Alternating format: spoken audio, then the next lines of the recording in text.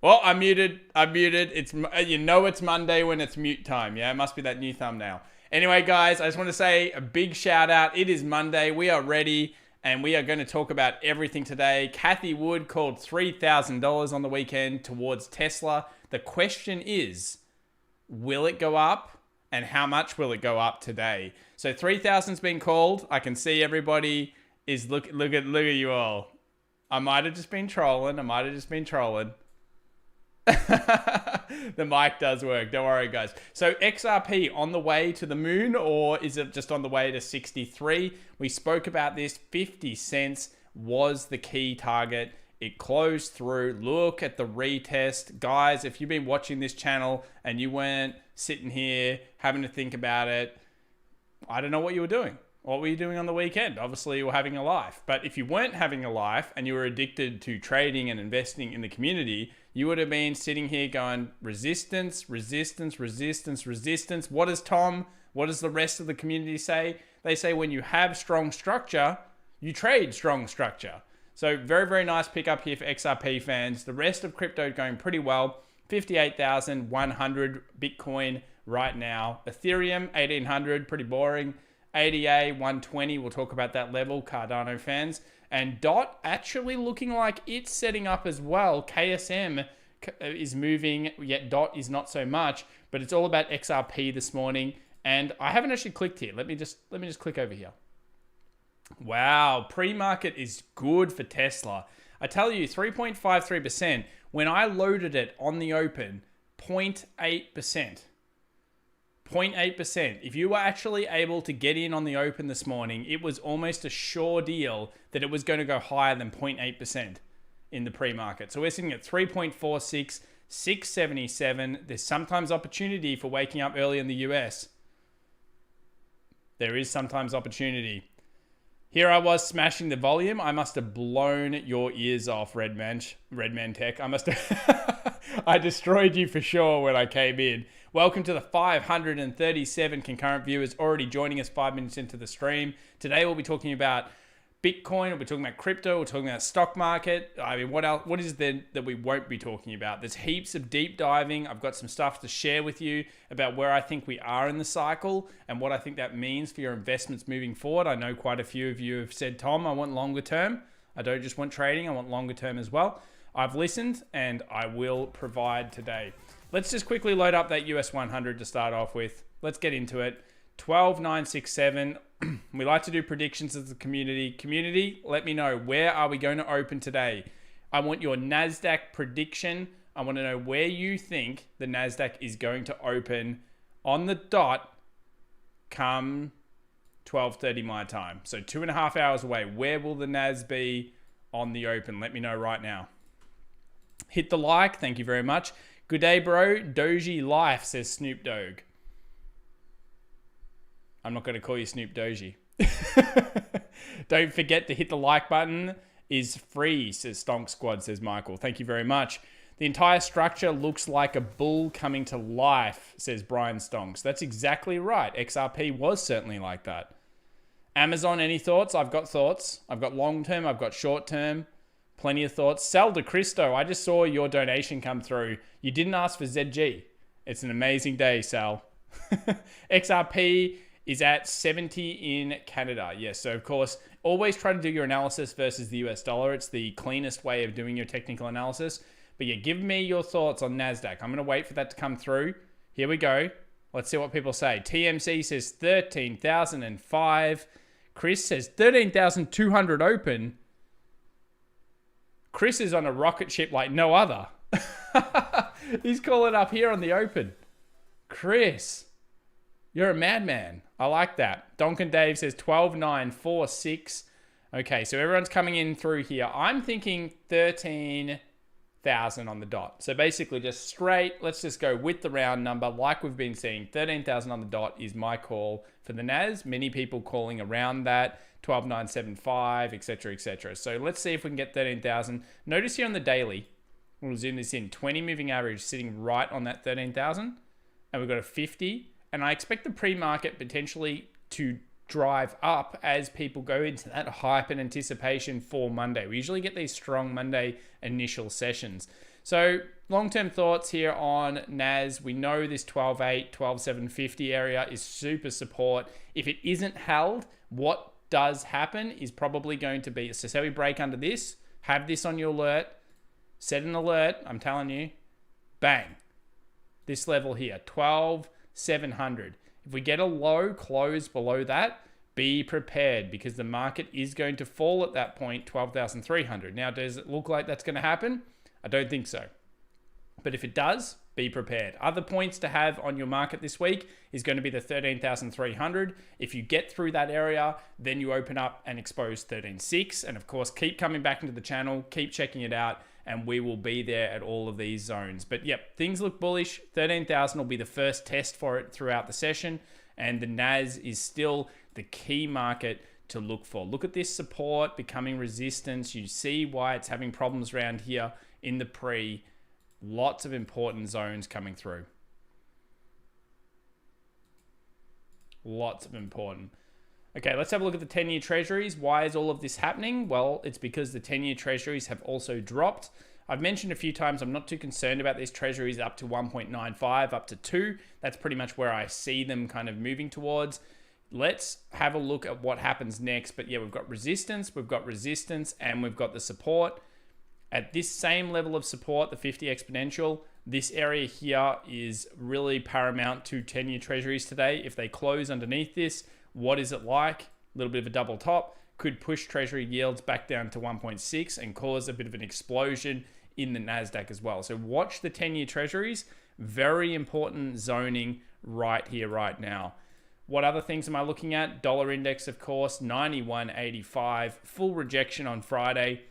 Full rejection today during the Asian session. Look how sneaky the Asian session is on Mondays. If you're trading Forex or you're trading commodities, please be careful before the US market opens. You cannot trade it effectively through Mondays. I've done this for 12 years, and I can tell you that Mondays are absolutely terrible for trading currency before the US session is said and done. It's super difficult. I'm sure if you went back through your history, you will notice that when you're trading those Mondays, you actually lose more than you win. And that's why you shouldn't be looking, you shouldn't be looking at that zone. So yeah, US dollar index continues to hold around that 91.96. Continue to have that on your charts for the week. Very, very good level to be looking at. Say structure, Tom. Structure for you, Shire. Okay, we've got some donations coming in. We've got a donation here from Rajib Kevin, $1.99 American. What do you think of TME? Let's do TME quickly here. Tencent Music Entertainment. Nice breakout of the structure. Very strong close there on the daily. Let's have a look at the weekly, just to the 2 weeks of the weekly. Get the weekly up. Yep. Nice, nice, nice. This is very good level to be breaking. Pre-market up 2.73%. Question is, can we actually get into this type of trade? So what I would always do with these things is you do want to usually wait for the daily to close, and then you've got to figure out, well, how much distance is there in it for me? So that you've always got this distance. I mean, that's the most likely target. So the most likely target here is 32.53. Problem is it's opening at 31.25. So you've got to ask yourself the question, is that worth the risk reward?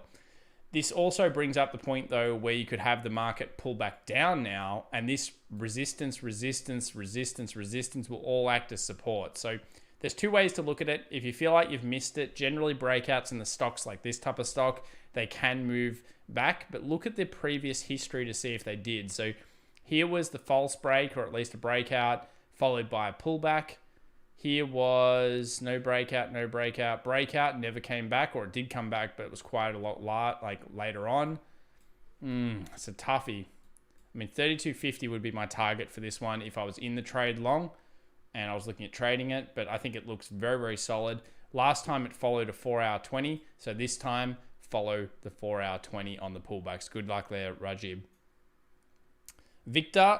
What's going on to you, Victor? Good to have you here. Pedrola, US $2, PBR, please. Okay, let's do that one as well before we go into our analysis. PBR, oh, big drop off, double bottom, Very clean double bottom. Nice closure above.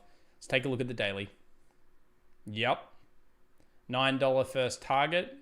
That'll be back to kind of where it came up to after that gap. I assume this is some earnings or something that happened here. $9 seems like this is what this thing wants right now. If you break above 9, then you move to the 10. It's pretty simple analysis. Double bottom is in, which is super important. Load volume on the chart as well and just watch the volume and see if it's upticking. I always say chuck volume on these types of charts. Let's have a look at volume. There it is. Daily is ticking relatively up. I mean, that was a pretty little sell day and it had higher volume. Volume is coming off that base. Better down here during the last run. How did it run?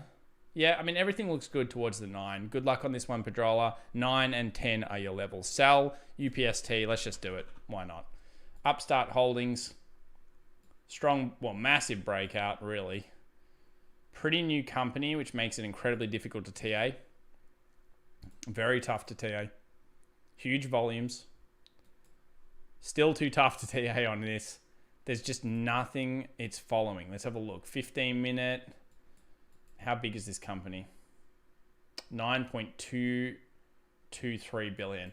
So I think the problem here, Sal, is it's not really TA-able due to the lack of data. You know it stopped around 100, so it makes sense for it to maybe go on. Maybe you can keep following it by the 15-minute 20 or maybe an hour 20 or something like that. What did it follow last time? Nothing particular. So I'd be going towards like a 150 here for this just because it stopped at the 100. And did it stop at where did it launch? 50 was resistance. 70 was resistance. So every 10 is a concern. But yeah, maybe just follow it to the 150. It's super parabolic and you can't see it coming back for now. Looks like most of you guys were going for 13,000 for the Nasdaq. Shebull, welcome to the Stonk Squad. Thank you so much for joining. Appreciate the sponsorship and welcome to the community. Salute to you, Shebull. Good luck today and good luck this week. It's going to be good this week, guys. Absolutely. B-Dig says, what a beautiful Monday morning it is. Absolutely, B-Digs. Good morning, Tom, my favorite Aussie. Well, thank you very much. How many Aussies do you know, B-Digs? How many Aussies? Am I the only one? That's why I'm your favorite? We'll see. It's an inverse rocket ship formation. Maybe I should just make up formations. Why not? We can do this. Okay, let's go around the markets. So stories of today again. Treasury yields down. Watch this space. Very important area to watch. Supports, gets closed below, then we could see some weakness here. BTC, also very nice movements. Let's go to the daily. Very nice movements. Incredibly hard TA on old BTC at the moment. But rejection wick came over the weekend. So we had the rejection wick after a little bit of instability. We've got movement up, and I'll be going through a big deep dive on Bitcoin in just a few moments. And then we move towards the 60,000. So of course the 60,000 line is the resistance that you must be watching throughout the session. I would like during this session for us to get above this level. So this means that we have to crack 58, 600 something, 680. If we can do that, then we can move towards the 60,000. And then if we get through the 60,000, you guys know where we're going. In fact, you tell me where we're going. Community, tell me right now, where are we going if we get through 60,000? Let me know. Shire, US $2, LTBR, please. We'll have a look at that in just a few moments. Where are we going after that? Unlucky Gamer 69 says, don't trick us, Tom. We all know Australia is a conspiracy. Is that because we're like pretty much started off as a convict society? Is that why? Tesla will end up 50% today. Harry, 50%. Harry, what happened on the weekend? Obviously, you were on the XRP to the moon or something, because 50% up today, that is craziness. 100,000 says Max. That's why Bitcoin's going after 60. To the moon. Okay. Check this out. Did you know that there was a rainbow that actually analyzed Bitcoin? A rainbow. Very impressive. Here we go. Tells you when it's a fire sale and it tells you when it's too hot in the rainbow. There's all the spectrums. So according to this one, we're about here. I tend to believe we are. but there's a few overlays that you can see like last time. So if you actually, this is just a hilarious site because I just think that's so funny having it in a beautiful rainbow. But you can have a look at all this data underneath here, and in particular, this one's probably the best, the halving cycle. Do expect at some point though, notice here, 16th of the 12th. Notice here, 4th of the 12th. What is the significance of that? By December, we could be in a mega bubble for Bitcoin. It could actually be bubbling. I don't believe that this is the time that all of Wall Street are going to get into it. They're not going to come in and say, hey Harry, you know that Bitcoin, the Bitnoodle, it's something, I want to invest in the Bitnoodle. I'm thinking about it. They're not going to be thinking about buying Bitnoodle at $60,000. They want to buy it at $30,000. Harry told Steve he wants it, but doesn't want it at this price. Very, very important. Shebull upgraded the membership to Diamond Hands. Wow, thank you so much, Shebull. Thank you for all the members as well. I think we're up at 127 members for the community. Pretty amazing. So there is the magical rainbow telling us where we're at. But more importantly, we want to be probably following some things like this. And this, I've told you this cycle before. I've talked about it just quickly. But I think that this is a probability. So this is 16. Ignore 12. Ignore this scale over this side. Market capitalization. This stuff makes no sense. This is ridiculous. Just cross that crap out. It's useless. I'll swap screens so you can see it. 1 second. Let me swap screens. There we go. We got rid of the crap because that price prediction stuff doesn't make any sense. As an asset matures, what happens? It becomes harder and harder and harder for us to make these kind of percentage gains. You can't be making 12 gains again or 16 kind of 20 gains, or 16 gains again in 20. It's just not going to necessarily be that way, even though we're on track right now. So notice here, we're about 312 days through. So not that many days, but look at this. Terrifying. There it is. Somewhere around 330-ish, 335-ish days. There was a pretty big pullback in the run. Now, why I say this is significant, look at this vertical line. Look at that pullback. Around 240 days in, we got almost identical pullbacks to the day. At least day, 24 hours, whatever you want to say. If that is true, while we've had a little bit more sketchiness on the way up here, could this be a point where people could reload for the next big move up? I'm a big fan of cyclicals. I'm a big fan of understanding stuff. I've got some fire for the stock market a little bit later that we'll be talking about and where I see the best sectors over the next decade. But look at this. So close. Last time it was almost identical. This time could be. This is probably pointing towards a 40,000 BTC sometime in the next couple of weeks, if not maybe month. If that's true, that worries me a little bit, but not for the long term. And you'll know when you're in that hyper cycle because it will go vertical like this or a vertical like this. When it goes like that, and we actually haven't seen that, funnily enough, even through this session. We just haven't seen that yet. What do you guys think? Do you reckon it has a pullback to 40? Yes or no? Let me know. Some of you will not like that, I'm sure. Not yet. So I think this time we go to 65,000. But yeah, that could be an interesting point. Justin Stephen, US $4.99, says, I bought April 1st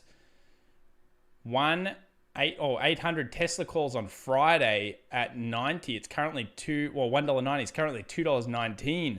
When should I exit? What should I look for? I also have 800 calls for this week. You'll be getting lucky to get those ones through, Justin. I will quickly go through Tesla in just a few moments. Let's move over to Tesla and then we'll double back and do that other donation we've had. So here's Tesla, 677, probably a bit of bull movement coming through here. Support or the left-hand shoulder, the right-hand shoulder, and then let me just quickly get that head, right-hand shoulder. So there's left shoulder, head, right shoulder. Things are looking okay in the pre-market, 678. If it can hold today, we move up to the 700, but that 720 bracket is where you're going to find resistance. Now, if it gets through 720, your calls could become very glorious. they could become very glorious. So you do need an escape plan. You've got to understand, what are you going to do? You're going to scale out of your order. If you scale out of your order, maybe you say, okay, well, I want to take some of my profit. Maybe I want to take my risk off or whatever like that, like at 700, at 720. I'm sure at that point, you're probably looking at a double up on your call ratio because you've got it up here at 800. I'd be very concerned about it as well at around that 780. So that would be a glorious time for you. But yeah, these are the key things you think about. Let's get the close done today, see where it ends up. Then you can start to say, okay, it looks bullish. We move to the next zone. Have the plan set in place now. I don't want to hear about your plan set in place in a week's time when you already know the future. You need to set it in place now, because otherwise you're going to make an impulsive, stupid decision. Whatever you do, it'll be the wrong one. We all know that. We always make the wrong decisions. So 720 resistance. Everything in here is just basically noise on the way movement back up, and 700 could still be a little bit of a battle. Then we get through 720. I've told you a few times, I believe that opens up the 780 to 800 bracket. It opens up quite a lot. So we've got Shire here, LTBR. Let's do it. Lightbridge Corporation, 774, 8.4% up. Okay. Let's go with a 2 hour. Little flaggy. Looks a little flaggy. 8.4% up. I wonder if this whole pole length comes in at the top. Let's have a look. So generally when you take a flag like that, you take the pole. Ooh, that's pretty close. Look, either way, it looks really, really good. All that downward slopingness has gone through. All these series of lower highs and lower peaks going through has all happened. You will have problems, I think, around $9. But I think you're fairly okay. Price action should come through for you on this one. Because, why is that not erasing? Oh, of course it won't erase. Different program.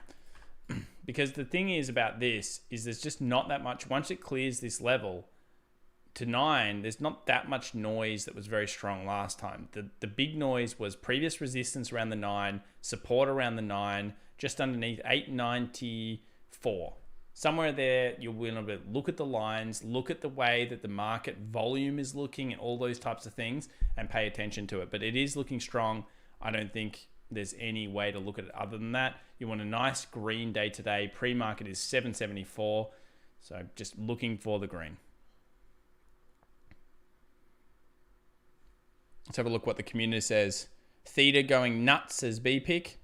What website are you using? Right now I'm using TradingView. Click the link in the description below.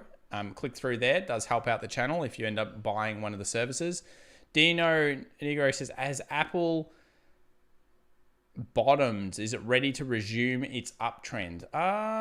Yeah, I think it probably is getting close to bottoming, if not has bottomed. Yes. When the Fed speaks today, it's going to get crazy. I think the Fed's losing its control on the markets. I think the Fed I think every time the Fed talks, it loses more and more and more control. It really does. It's just not doing too well at the moment. Quick shout out to the 1,263 viewers we've got here pre-market. Only 26 minutes in, you guys are keen for Monday. Harry says 45% up for Tesla today. Instead of 50 is revised.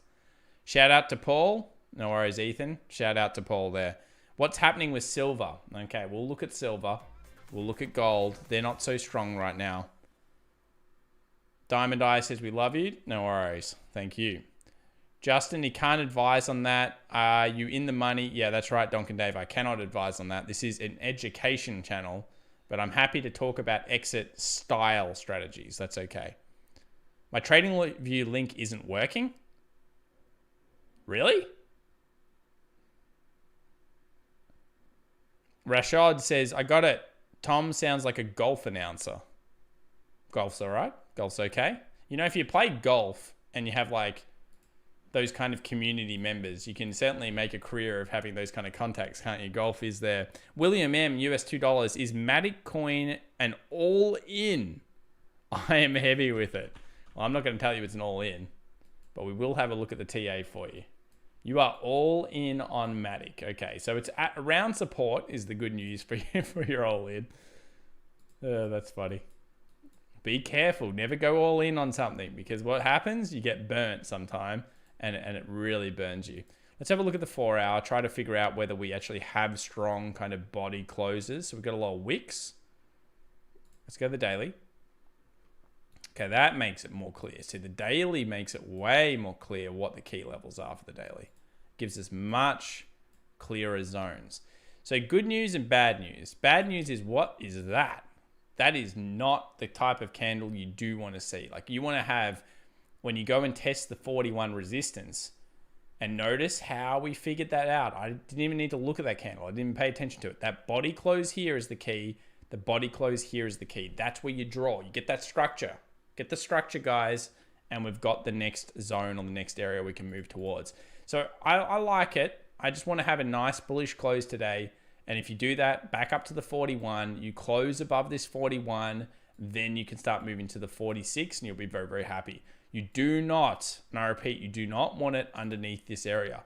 So it's really make or break for it right now. 37.25, maybe like a underneath this low, like a 36.31, I would be pretty worried. And that price was almost reached today. So look for bullish movement through Matic.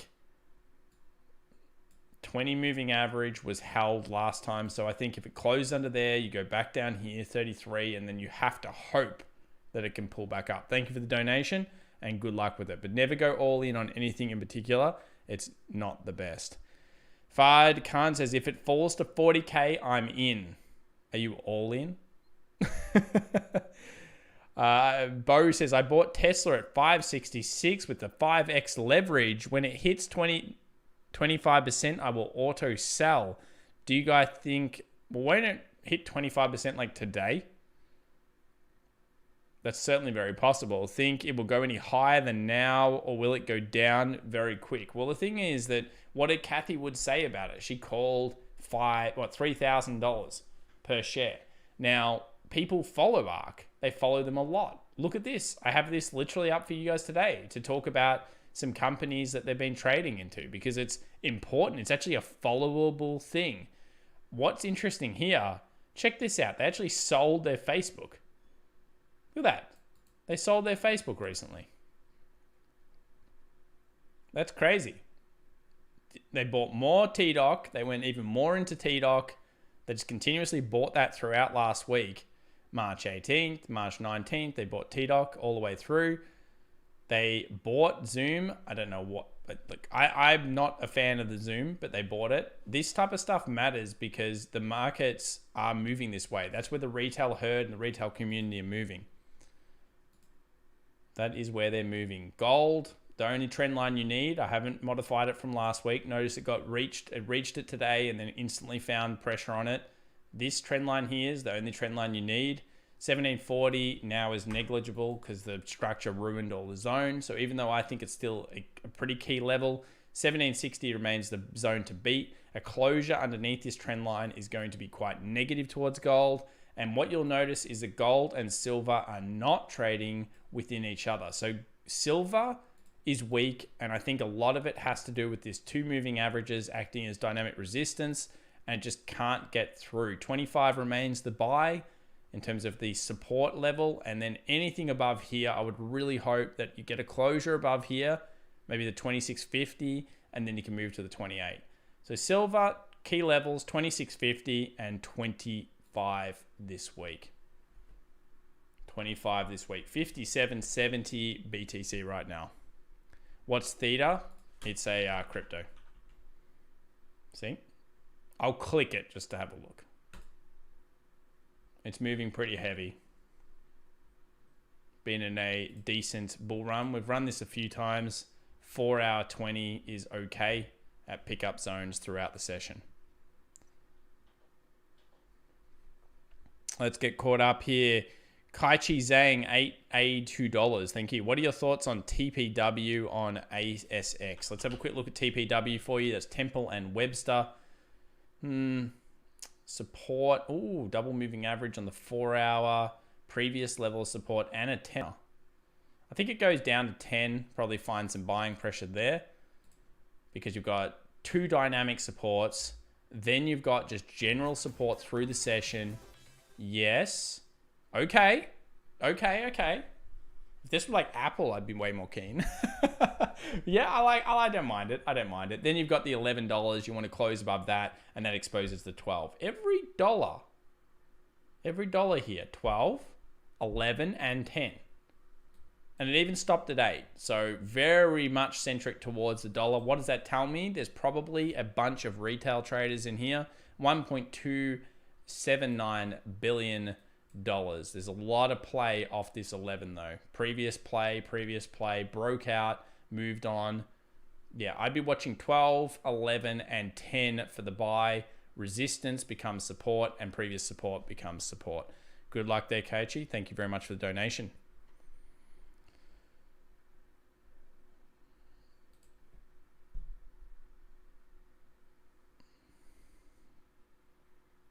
Oh, Diamond Eye, I don't like to hear that. That's okay. Kai Kingston Ford, £5. Thoughts on Lordston Motors ride? I'll have a quick look. Lordston Motors Corp. Let's check that out. Wow, right back down onto the support. Motor vehicles, 2.23 billion. Pre-market 1.95 up. Oh, it's like catching a falling knife. And I don't like catching falling knives. They cut me up. Look, you could be correct. This is where it ends. I mean, it makes sense. It's gone to the technical level. I'm going to actually load up a 2-hour chart for you guys and just show you what I look for to break out of a downtrend. And this is very solid analysis. Absolutely. Look at this. Oh, yeah. Yep. So I would not be buying it anywhere through any of this. I don't like this area, even though it is support. You might be right, but you've really got to look for structure. Because when you get that structure, somewhere around this, once you've got that, then it can consolidate and close above. So 15 is going to be resistance. 15 is a level that you must pay some attention to here. It's just so important.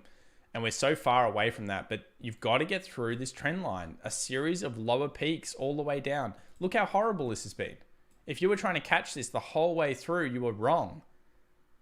So you must wait for the confirmation, or you've got to have sentiment that you're going to hold it at this support. So yep, looks good from the support zone. Now it needs to close through the trend line. 15 will become the big fight zone between the bulls and the bears. And once you consolidate, and it could be a while, so maybe even set a bigger alert for it, then you can come back in and say, okay, I'm interested in this position. But yeah, I'm not a big fan of catching that falling knife if possible.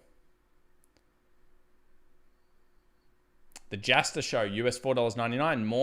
Morning. What do you think the potential downside of CLOV is? Seems like a good buy at $8.50 if you are going to hold for a while. So I like the fact that you're thinking about it from a different perspective. And that perspective is you're paying attention to, hey, I'm going to hold this for a while, and therefore I know that there could be some bigger moves here. Let's do CLOV, and then we'll go back into my analysis for the session, because I think there's some really great stuff to talk about here.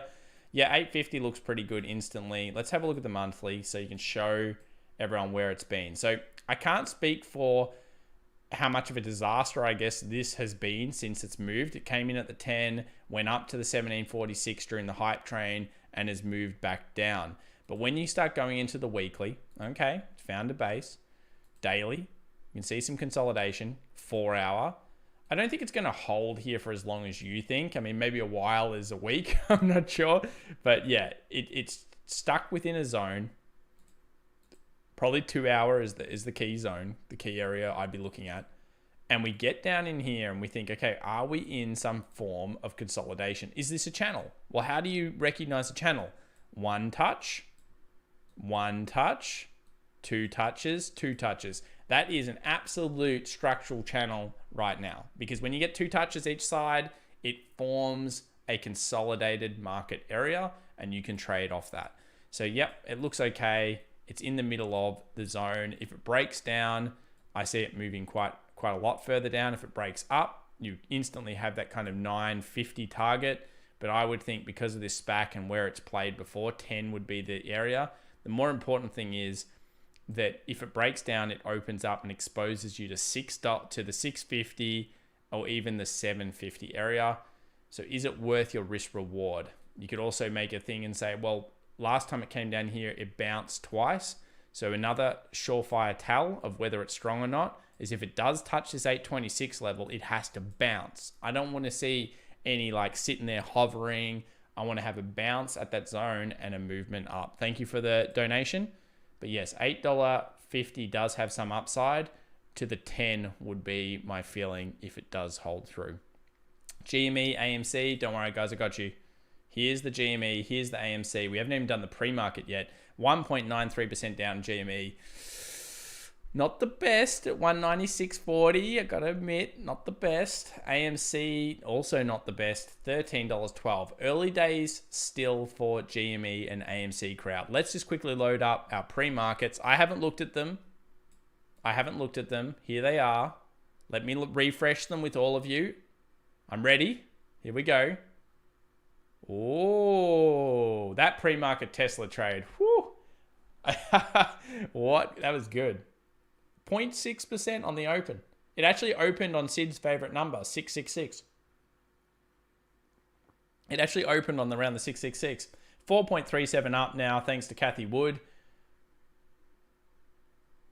Looks like that information for ARK Fund just got posted as well. That's why we saw it before. ASML 3.51, Teladoc 2.53, coming through with the goods. Square also up pre-market 1.55%. On the downside, expect banks to be there. American Express, Goldman Sachs, JP Morgan, they are all there. All of the favorite kind of banks going down a little bit. And let's click on the watch lists. Pre-market. Don't worry about Avio. That thing's over in my opinion. Molecular data, MKD, CCIV up 2.9. Another one that could play into the 31-32 bracket. Palantir looking okay, 1.52%. And then we have down the bottom here, AMC and GameStop. So what are my thoughts for AMC and GameStop for the week ahead? It is important that we start to see some bullish action. AMC is annoying because $14 is critical for us to break through, guys. We have to break through 14. If you cannot do it, we're not going up. This lack of ability to close above has me concerned.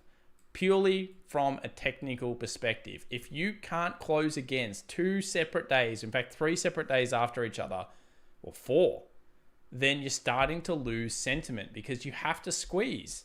The whole point of this is a sentiment-driven trade. You guys know that I'm not in it for all of these other things. I'm not in it for the idea that, you know, there's this $2,000 price target or anything like that, because I don't really believe in fantasies. I believe in the reality of the situation. But the reality of the situation is a sentiment-driven trade, and you must understand that if these candles are not showing us consistent sentiment increases, people get bored and they say, I don't know if I want AMC anymore. I want the Teladoc. I want the Tesla. I need the Tesla. I get out of AMC. I'm going to buy a Tesla. Kathy Wood put $3,000 on it. It is a retail community-driven trade. So I want to have, and I think that's part of the reason why you're seeing even a bit of weakness in the pre-market. People take money out, they put it somewhere else. $12 will be your support buying for the week. I still think that will be met by pretty heavy support pressure. 14 closure for the daily is the only signal that you can use for the $14 crack above, because it's consistently broken above and then failed at the end of the day. So we need a 14 break above. It's not over, but you have to hold 12 on the way down. And for GME traders, I would like to see a 200 open here. If we get a 200 open, I'm feeling a little bit better. You need to then break the 225, so get past that high. Then maybe the 240 doesn't even matter, and it can go towards the 295. But the point of no return for GME this week is probably going to be around this 173, 174. Why is that? Because you've got a 20 exponential moving average for the daily sitting there. You've got previous lows, and sentiment will be driven out of the market. It's not all bad news though, because what happened last time was these weird stocks started moving. They started doing better. So maybe that is where the opportunity arises after the GME position. Somebody in the private community bought this up. And by the way, for private members, including Diamond Hands and Day Trader members on this channel, I'll be doing a hangout once a week in the private room for you guys just to talk about the week ahead in the markets, and I'll record it and upload it. It'll be pretty cool. So 2566, this was one of them. The other one was space, and we'll talk about space exploration concepts a little bit later. Sheebull, US $5, HOFV, please. I know it's a newer company. Okay, let's have a look. HOFV, Hall of Fame, Resort Entertainment. Whew, it's big. It's going crazy. My family is big time obsessed with American football and have had me researching fundamentals all weekend. Well, it's good that you're matching the technicals with the fundamentals. This thing is wild. 46.52% at the close, and in the pre-market's up another 5.5 right now. So let's go to the weekly. It's broken out of some structure. It is a newer company, so it came in pretty bad. So you've got to really marry the fundamentals up here and believe in it, because it's worth 333 million right now. So quite a lot still. I'm not sure how much this company you think is worth, but this was a big closure here on the weekly. See how it's found that support, that base. Go to the daily, recognize. It's actually had a precursor big volume day before it went crazy. So that volume just ticked up, put resistance on here, and then the next session pushed through. So I think this is bullish for it. Could it go 6? Certainly could. Maybe it continues its run. If it does pull back now, it's going to find support at the 315, you would think. So this previous resistance area should act as support, 315, 320. Follow it by a moving average. So let's have a look if we can even get one yet. Maybe the 1 hour. What's it respected in the past runs? Yeah, it's pretty tough to know what it's going to respect. Try the 1 hour 20 there, Sheebull. Good luck. But yeah, $6 would be the next target on this one. Good luck. Snoop Doji says Coinbase is starting to annoy me. Fair enough. Chris Pine says the very best. Thank you very much there. Appreciate that. Some other donations coming through. But before I get to those donations, what's this? Something about domination. Will Dent dominate the telco industry? It seems Dent is a good for international travelers and international businessmen. I'm not sure, actually. But I'll ask the community to answer that. At FX Evolution, Nasdaq today, Mountain Fortress, Nasdaq is up 1% at 12,970. I put the call out there for 13,000 on the market open. Why not? So we've got a little bit of movement to go up here. US 500, 39.30. That would probably correlate with. But yeah, look, Nasdaq looks great. Treasury yields are the one to watch. Dollar index is looking good for risk on. It's dropping through here after that false break on the smaller time frames. Treasury yields, dollar index, watch them throughout these sessions. Watch those kind of spaces. So we've done the Bitcoin analysis, but I want to talk about where we are in the cycle. Now, do you want me to do that now or just keep going for a bit? Do you guys want me to talk about where I think we are with the bull cycle? Yeah, I said it, bull cycle, moving forward into the next coming years, and the 2 sectors that I think, or the 3 sectors that I think are going to perform very, very well. Let me know if you want me to do it now. Let's answer this. Ally Malachor, US $4.99. Did you have a chance to dive into NNOX yet? FDA approval possible. Yes, I got some information on that one. Let me just quickly load it. NNOX.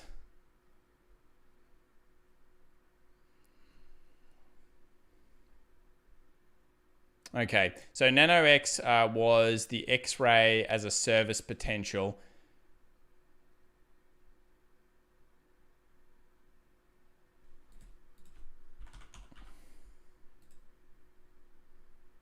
So what I was looking at here was the way it interacted. Now, I believe it had to delay or something.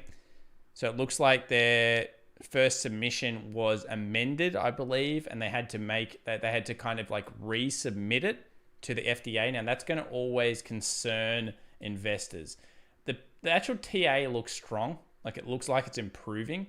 So the TA here on NNOX, this is an FDA approval position. So basically it's make or break on the FDA approval. You see the damage that happens on these stocks after it gets questioned. So this is the hype train. This is what happens if the hype train dies off and doesn't get approved. It becomes more of a dead kind of lemon. Now, I think it has rebounded here strongly. All of the downward pressure that was there is now gone through. Where's your profit target? 66 could be a target here, or even higher. I tend to think it's got a good chance, but they have to prove it in the new report and the amended. So hopefully that we need to amend it. I'm not sure on the amount of companies, and maybe someone in the community knows this, that when you go in for an amended question from FDA approvals perspective, whether they are approved or not. What is the percentage that are approved after that? That is a stat that I would be trying to pull up. How many amended documents where the FDA says, I want something else, get approved? Look for a 52, 57. If you're going to trade this, you have to trade purely based on your instincts towards, is it going to get approved or not? And the fact that the TA is looking good, it's just looking good.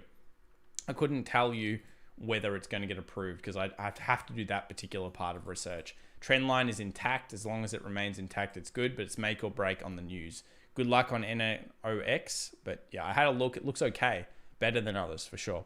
David Cast, US $4.99. Morning, good sir. Thank you so much, David. Appreciate your support of the community. Thank you so much. Do it now.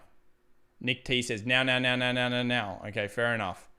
Let me do this first. Dylan Barker, US $4.99. By the way, thank you to so many members in the community. I just want to give a shout out to you. You helped me really run these streams.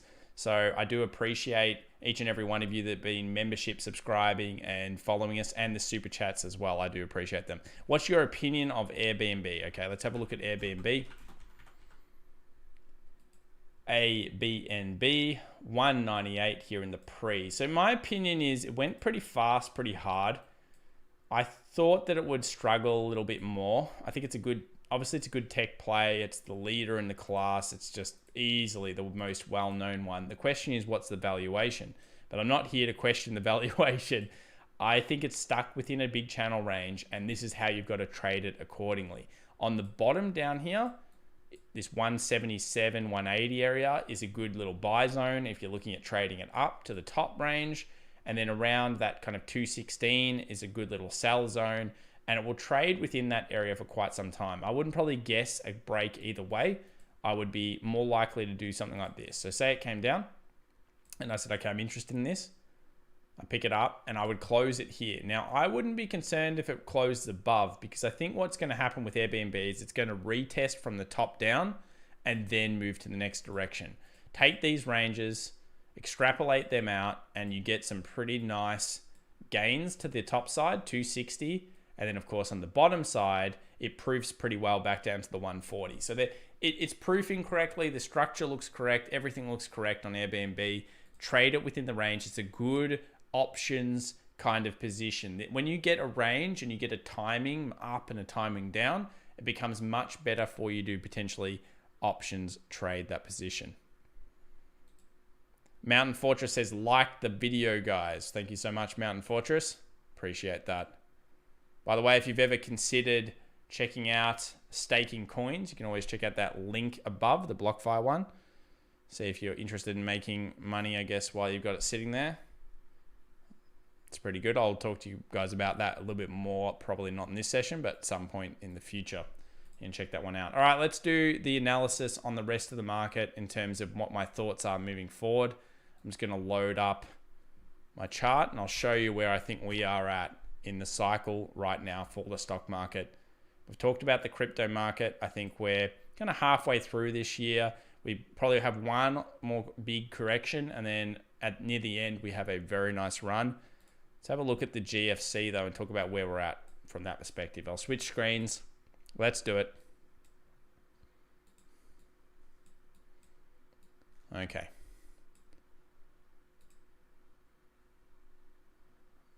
Alrighty then. Oh, I need more data. More data.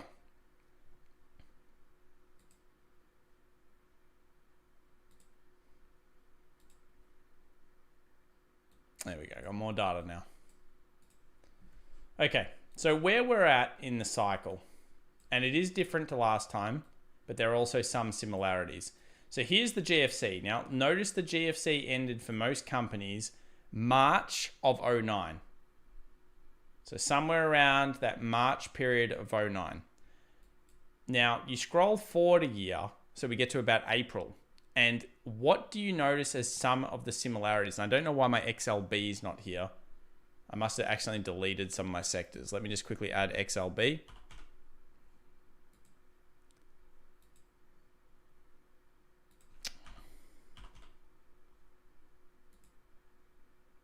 What the? Why is that not working?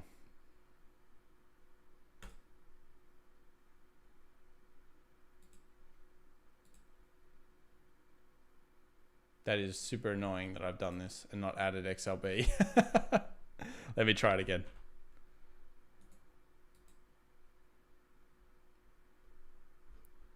I don't know why it's gone. I'll just explain it anyway, and then I'll post these things in a comment section. Basically, you're at 2008. You're in about March. Then you move forward and you go to about March, April of the next year. You're hitting peaks in energy and you're hitting peaks in finance. Okay. Now that's the value sector rotation that occurs every single time after a big crash occurs. You get the value doing quite well. Now, what's going to happen after that is I actually believe financials are going to go sideways for another year. So they're going to go like this. It's going to be a waving time of not much gains in financials, potentially for 1 to 2 years here. And they've gone back to, they've normalized. They're what's called normalized now.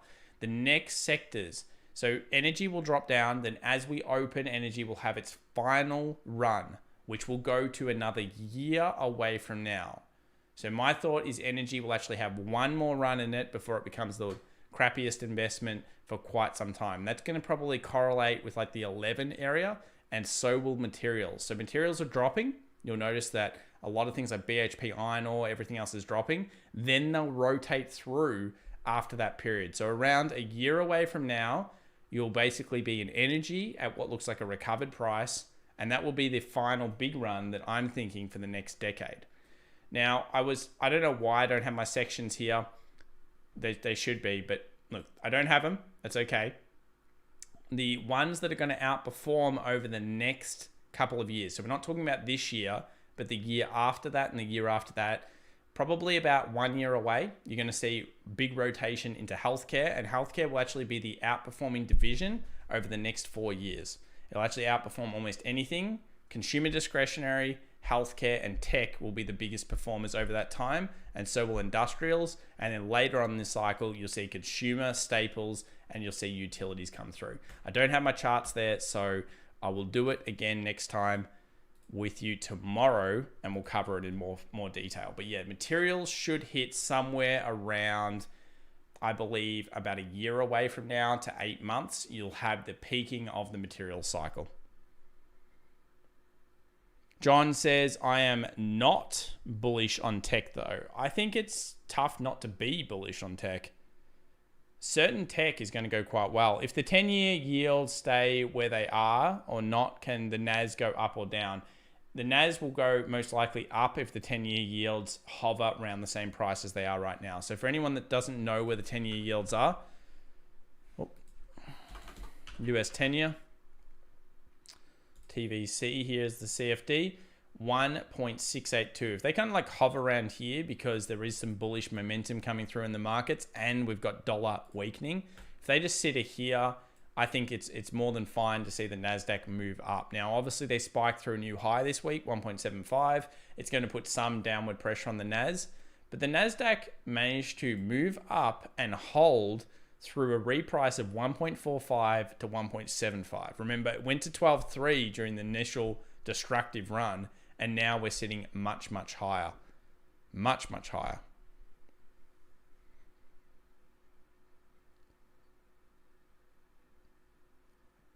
Adobe thoughts on earnings. Maybe we'll have a look at that one. What sector are good sectors now? Well, I think finance is becoming a much worse sector to be in. I think tech is okay. sectors that go well over the next year, still probably materials on the pullback here could do all right. And you will also probably see energy do okay. But energy's a very rough play, not one that I like. If I'm in it, I'm in it. And if I'm not, I'm not. Other sectors, in my opinion, that I like, I still don't mind having and picking up healthcare in the right areas right now because I have a longer term approach to it. But, I've made it no kind of like, random that I have some stocks of interest down here on the right-hand side, Net, Square, and TDOC. And I think all of those present pretty okay opportunities as well. I think value is going to sell off. Nike missed earnings and the narrative is shaky, says Harry. Yeah. Consumer has taken off already. Yeah, consumer has definitely taken off, but you should see the run that consumer went on last time.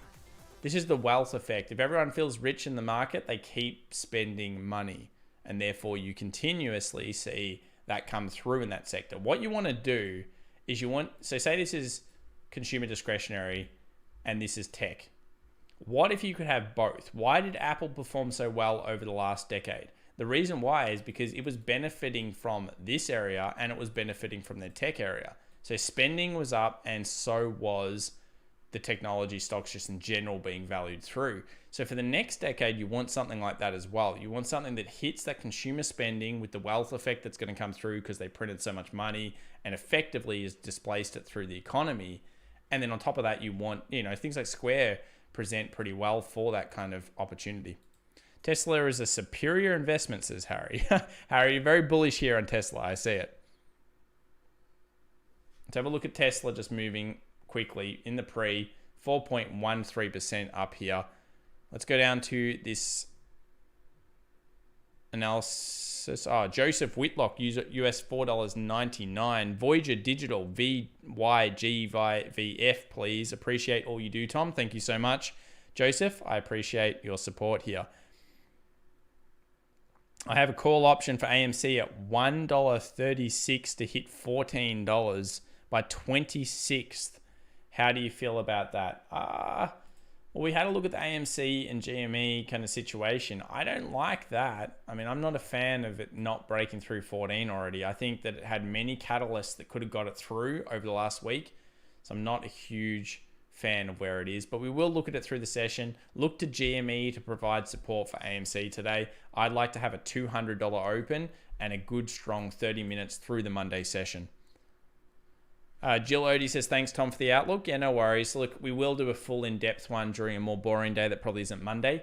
But yeah, I just don't have the other analysis sections there. I need the whole thing to show you really how cyclically similar this is to after the GFC. I mean, look, energy won't outperform as hard as it was back then in the rebound, but that doesn't change the fact that many similarities can be found and we can learn from those. Let's do Joseph's one now. This is VYGVF,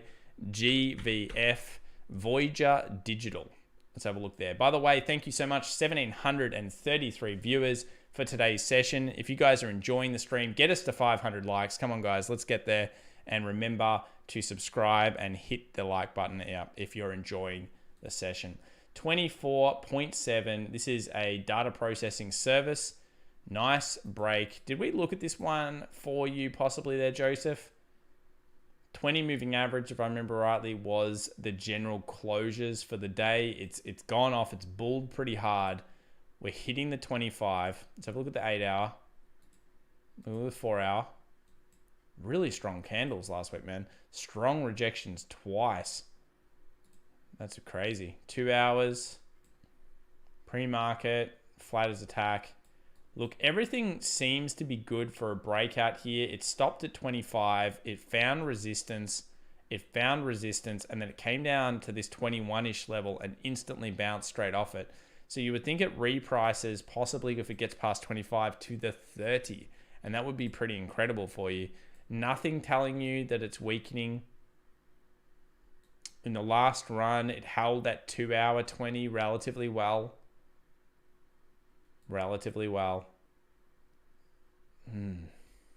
Everything looks good, man. There's nothing bad about this. This price action here was strong twice, which shows there's a lot of bullish pressure and a lot of buying going on. And once you crack 25, it'll open the floodgates to some bigger movements. So good luck on that one.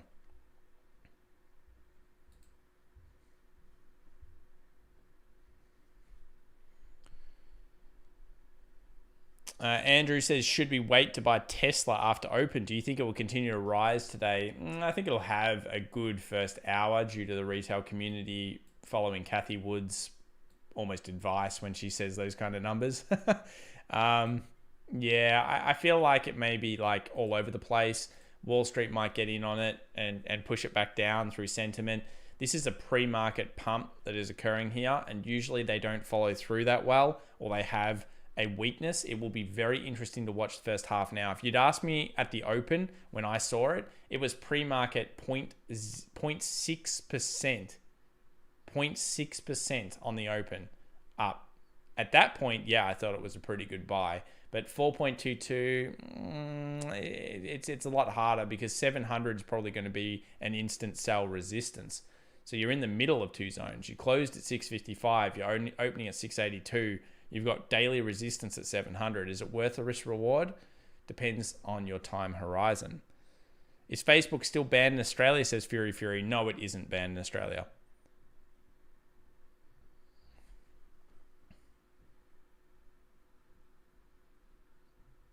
Can ADA make it any higher? Well, let's have a look at ADA. So ADA must hold this zone. It must hold the line somewhere around this 118, 120 area. These kind of little 1 hours don't look so good. It's making a series of lower peaks and putting pressure on the low. So watch these lows. Watch this low on ADA, 116 must bounce off, and I am looking for it to close above a 122. And if it closes above a 122, I'm back considering it as a technical level. So check that 122 out, guys. It's going to be a very, very strong level. AMC highly manipulated with illegal trading on Friday is the only reason it didn't close above 14. Okay, I've seen some of that stuff. Way High Dude Man says, oh no, Tom, what did you do? Oh, we'll see, Way High Dude. We'll see how it works. BTC dumping. 57,600. It's only $400. It's not the end of the world. We'll have to watch how it plays through the session. XRP still was the better setup. Well, let's go through DOT though in just a few moments. So ADA did come down here. I'm looking at a 122 closure above, and then that'll signal to me we can move back to the 147. And yes, I said 147. I think actually ADA, if it gets out of this little downtrend horribleness, then it can move back up and start testing those highs out. DOT, nice closure above, strong play on DOT. 1 hour, closure above, good structure, everything looking a little bit better towards the $40. Let's have a look at that horizontal support. The resistance up here at 40. Look at this problem. Now, where the problem really manifests itself is actually on the daily here for DOT. And there's going to be an early warning sign for everyone. And that is the DOT cannot hold above $38 very easily on the daily. It has not done it. It has just been failing to hit that point. So what do we do as great technical analysis channel areas? Like everyone that follows this channel knows this by now. We wait for the closure above this zone, and we know that's going to trigger our next buying area. What's another thing that DOT's doing? Get rid of this line. It's making a series of higher lows throughout its continuous pressure on the 38 bracket.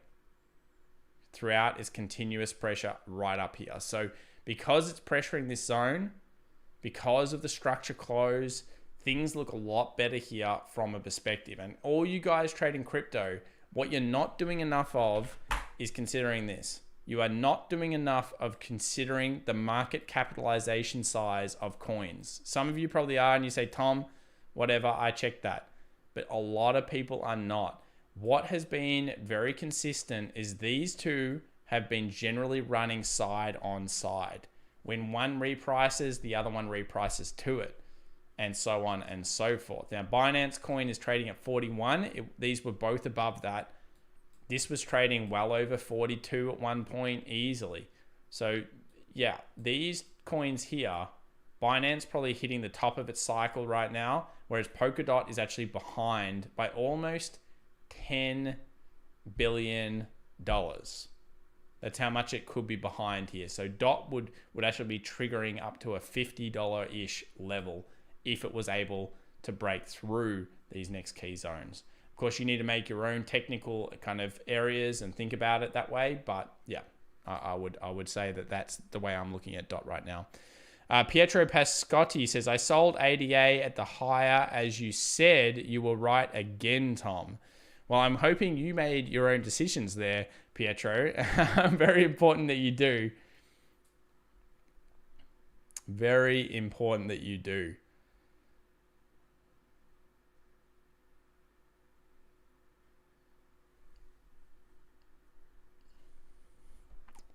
BTC dumping. Yeah, thoughts on Facebook soon? Yeah, I'll do Facebook for you. XRP. Oh, look at it go. Look at it. The structure. The crap sleeping tiger comes through again. So this is, I believe, news, and I'll just check it. Let's have a look at XRP. Pretty sure the news that's coming out here is supposedly it's meant to be maybe going back onto the US exchanges. I'm not sure if that's going to say crypto exchanges, no violation of securities law by listing XRP implies SEC lawyer. Crypto exchanges can safely list XRP reportedly implies SEC law. I mean, that's massive news. But you didn't even need to know that to know that XRP was looking way stronger. In fact, it started moving hard probably even before, it actually moved before that article came out. So the price action told you again that that was the structural area. Look, XRP is looking good. I believe it kind of moves now towards the 65. It'll probably stop just before. So it's done this a few times. 64 will be the area. I don't think much stops it before then. It just continues its way up.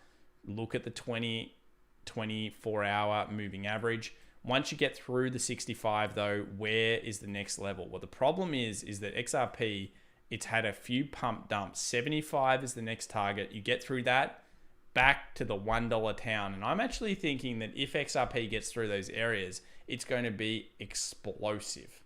It's going to be explosive because it needs to reprice back to maybe a 40 or maybe a $60 billion valuation. Now, I'm not thinking it goes 60 bill, but I definitely think it could go 40 billion. Here, 57 cents, it's worth like 20 something. So probably the dollar is in order. 65, 75, and then the key dollar. There is going to be so much selling at $1, so you would want to be underneath those areas. What do you guys think? Can XRP go to the moon? Can it go to the moon? I bought XRP at 47 cents. I am considering holding this for a while. Any predictions, says Marco. Oh, well, we just had a talk about that. John says, I am on the Spirit. I think the ride's over, almost 3 times my bet. You've got to be in and out of a lot of these ones. Spirit. Is this Spirit? I'm not sure if that's the one that you're looking at there. It doesn't look like it's a massive ride. All right, let's go back over BTC. A few people are concerned about this. Zoom in on your daily. All that really matters is that you keep holding the line on these levels. I would like to have a closure today above 58.65. If you do, then you can move towards the 60,000. If we keep going down though, yeah, I mean, 57 should be met. This is where I don't want to be. I don't want to be under here with the closure. I really, really don't. So BTC in the middle, but still at support for now. XRP is the story.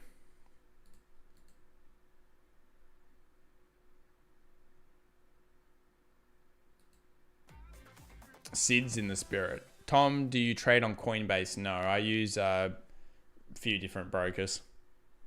I don't use Coinbase though. Oh, it's up 300% pre-market. I didn't see that. It is too, 263%. Better be damn good news. The pre-market was so far off the charts. There it is. I missed it there. Yeah, that's huge percentage increase. Oh, I would not be that keen on this thing. How big is it? Oh, okay. So small. 41.47 million. Not unknown to have big runs on it, it looks like, too. Big runs up to 15, big runs up to 20. Complete gamblery, maybe. Packaged software, 263% up. Yeah, unreadable on a chart. It's purely by instinctual feel and the way that you go through it. Tyron says, have we done the US dollar CAD yet? Not yet, Ty. But we did the US dollar. That was good enough. Violent says, my wife's boyfriend told me to buy XRP. I'm an XRP at 17 cents USD. So, Louis, you are a true believer of that coin. David Cast, US $9.99. Thank you so much, David. Take a look at American Express, please. AXP. We certainly can. Thank you for your very generous donation. Let's have a look at American Express. 140.71. So it is going to be down a little bit in the pre-market. Oh, this says 140.71 still. I think that if the Treasury yields continue to decline, you will have a little bit of a pullback. It's pretty extended for a bank like all of these sector ones are. You'll notice before I was talking about those rotations, and I think that this is starting to prove that it could move further down. Look, that close is not good. I could see it now even go back to this area, the 133, and then find some pretty heavy buying support, because that closure, not ideal. What happened last time it closed below the 20? It actually continued down for a little bit and then started, moving sideways. Pre kind of high, 138. 20 moving average is so far behind. 4 hour. Yeah. I'd just be pairing it with the Treasury yields and watching those. And I just follow the Treasury yields here, David. TVC is really what I'd be looking at. Or not that one, US 10-year. If Treasury yields continue to turn up, then it should find support of that 50 on the 4 hour. But that daily makes me think there's further downside traction here for that one. And it also all makes sense to the cyclicals. So trend's still up, but I'm not super bullish on it at that particular price. Good luck there, David. I wish you all the best. Thank you. Good evening, Tom. Says Thad, you want to check out Tilray?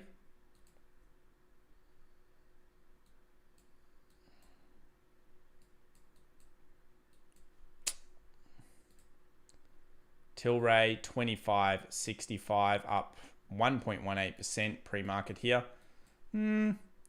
I mean, 25.65 is an interesting zone. It found some support around the 25 a few times, and then it bounced to 28. We know 28 is a strongish resistance, and then we know, of course, the next areas are going to be anywhere upwards of maybe like 33, 34. So somewhere around up here, $34-ish. If we hit this zone, 34, I expect selling pressure through there. I also expect selling pressure 31. But if it's really a GME fails play. So Tilray is, if GME doesn't hold this week, people will move into this one similar to last time. And we all know what happened. You can time them almost to the days. Like, when did GME start failing? So we've got 2nd of Feb into 5th of Feb and then 8th. Let me go over the GME. So we've got January failing. 2nd of Feb brings us down here. By the 8th of Feb, we're back down to $50, and then you have that massive bull run. So see how when everything went bad and we went back to the 89, that's where the change really occurred. So I'd be looking more at GME and AMC for that type of scenario.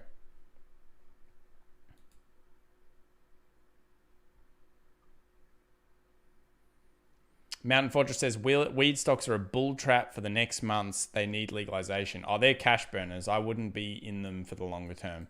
They absolutely eat cash. They eat it for breakfast. Continue to watch that chart of DOT. Let's have a look at Tesla again for the community. Got a lot of requests coming in for this one. Good morning, DVO official. Good morning, DVO. Good to have you here. So pre-market 680, down slightly from where it was, 3.98, 681 pretty much. Yeah, I'm just basically thinking today's resistance will be around 700-ish. Longer term though, you are looking at 720 and you just hope it holds above the closure point on Friday. And I'm sure it will. It looks okay in the pre-market. So movement up here, 700 could act as some resistance, then 720 gets through 720, then we can move to 800, 780.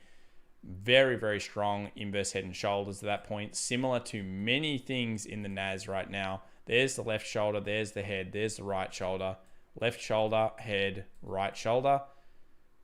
The prediction actually predicts it all the way back to the 880 zone. So it actually, head and shoulders, look at that. It head and shoulders back to the structure. And you know I love that. I love it when something can structurally move to the next area. What about NEO? Well, NEO will trade similar to Tesla. Up market 2.54%. Many people know of this as like the poor man kind of Tesla, I guess you would say. Yeah, look, a little bit weaker on the price action than Tesla. The inverse head and shoulders isn't as significant as that one, and that's because the recovery in NEO, while it was a crazy percentage recovery, wasn't right back up to the level. These are my zones. 46 break of resistance, very important. You do not want this thing back under 40. I mentioned that on Friday's session before it happened. It cannot go under the $40. If it does, it's really sick. It's really, really sick, especially if Tesla holds. NEO would be really sick. 46 into the 50, 50 into the 55. 55 will be met when I believe Tesla hits around 780 to 800. So if NEO is your pick, they're the key levels that I'm looking at right now in the market. Tahil says, did someone say free money? I'm not sure about that. I don't think anyone says that.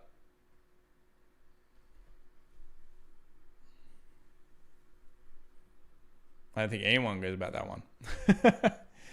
Can we have a look at why buy NEO when you can buy Tesla at least? Oh, Harry, man, you are loving Tesla a bit too much there, Harry. I get it. But never fall too much in love with one stock. Try to have a little bit outside of it. But I like your enthusiasm for it. George says, good evening, Tom. Hope you have a great day. Yeah, thank you very much. Can you share some thoughts regarding chain games? Chain games.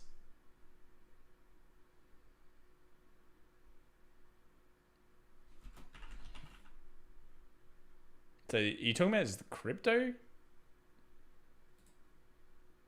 I don't know what you're talking about there. This one? Maybe it's something else. I mean, I thought you'd be just talking about Chainlink. Chainlink just seems to be hovering. It's had some decent news on it recently, but I'm not really too keen on this at this stage. It will have its day in the sun, but for Chainlink fans, it really needs to get above 32. And anything in between here is just noise to me. It's like XRP. I didn't pay much attention to it until it closed past the 50, and then I was super interested. I like as a trader to be in nimbly, fast and quick, and you want to specifically look at key levels and set those alerts. So yeah, Chainlink, for me, it's just all about 32, and I'm just not looking at it before then. John S, US $2. Thank you so much. Short silver with ZSL calls in the money. Is that just what you want everyone to do, John, or is that what you are doing? ZSL calls in the money. So shorting silver, I can understand it. 25.60, 25 will be your next area if you're shorting it down. And then after that, you're looking at a 24. So every dollar is really probably most important. But it is looking short right now. Most things are pointing towards that. Have we done PLTR yet? No, we'll do that now.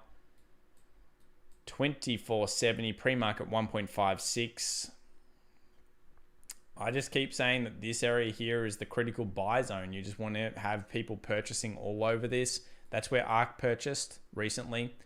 This is, of course, how low it got during that flash crash, and you want it to keep moving up. We've now at least got a defined level that we can look at before it goes to 30, and that's going to be 27.50. We close above 27.50 this week. We move clearly to the 30, and that is a pretty sure kind of concept, because when it's done this recently where it found support, it instantly moved to the 30, and the 30 will be a bit of a blocker, but hype will be real at this point. Palantir will be asked about in the stream constantly, and all of those kind of good things will go on. So yeah, I quite like Palantir at these zones.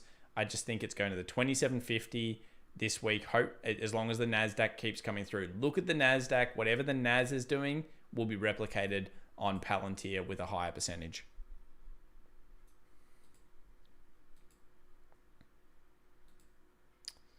What's the biggest loss you've taken through your trading life? Coming in from Fury. Biggest loss. Oh, I've had some pretty bad ones. Probably about 40 grand. Probably about 40 grand. Yeah. Got messed up. 40 grand in one hit, yeah. I buy PLTR every time it drops below 25. Lol, what's going to outpace every long I've got at this rate? Okay, well, that's all right. You got the diamond hands for buying that level. That's all right there. Crowd, if you can. Yeah, we can do crowd. We can do a few. Let's go through some of my old favorites. So we'll quickly go through my net flare. My cloud flare, my net position, or the concept behind this. So I like most things that this is doing. It's up 1.27 in the pre. Hit that low. I liked how the technical low held. You guys know I like it when technicals hold through. So you had that bounce initially off, then you had the big flash sell, and then it was met by strong buying pressure. Instantly got back up, held the really important area, being that 70 area, and now we're in trend line. Well, we're basically in a pattern here for an inverse head and shoulders, and I believe this could be proofing correctly as well. Let's take the proof. So you guys know I love a good technical proof. Proofing not too bad. I mean, I'm sure if I got a little bit more accurate, it'd be a bit better. But yeah, proofing back to like a 90-ish or a 92-ish. This is Cloudflare for anyone that doesn't know what net is. It's a pretty good company. Needs to hold. The resistance this week, probably more the horizontal. So 77-ish dollars is the key zone we'll be looking at. 77-ish dollars. No, Tom, it was selling BTC at $15. Don't remind me, Jack. That was that was like a $10 million trade. So yeah, that's definitely the worst. That was definitely the worst. Old favorite wheat. Old favorite wheat may or may not have been one of my worst trades ever. Old favorite wheat was pretty bad. We all have a bad story. What's your bad story? Let me know. If you've got a good one, share it with the community now. I'll read it out on stream. Let the community know what bad trading story do you have, and I will read it. It's I always enjoy reading people's stories, either good or bad. But some of the bad ones we can all learn from. Yeah, Cloudflare, interesting. Square, another one. Now I was researching this pretty heavily on the weekend because I'm really considering it as a longer, really long-term position. I mean, like holding this beast with the diamond hands. Now, if you think about it, it's already got a lot of, really great things going for it. But I'm just wondering whether investing in the company and the way that they do things, how far the financials may be left behind. And I think that, when you consider market capitalization size, this thing's trading at $100 billion. And then you go to PayPal, and I know they're not exactly the same, but PayPal here is trading at $282 billion. Now it's been as high as $300. So is Square potentially undervalued to the long-term asset price? I mean, obviously people like ARK would say yes. I think it's a very interesting stock, and I've always liked I've followed them for a long time, like 2000 when they first started. I remember their website looked beautiful back then. So they got great design, they got great structure, and I really do think that they can be a game changer. I do tend to agree with a lot of what's going on there, especially with that banking license. Here we go. We've got some stories coming in here. MJ firstly though says, "Hello Tom, do you think GME will pump a bit after the financial report?" Oh, I don't think the financial reports are ever good for these squeezes. AMC did move up though, but GME, I don't know. I don't see how it can be a positive. Agency says $10. Thank you very much. US $10. Please check out SXP crypto. Thanks from Brody. Appreciate it.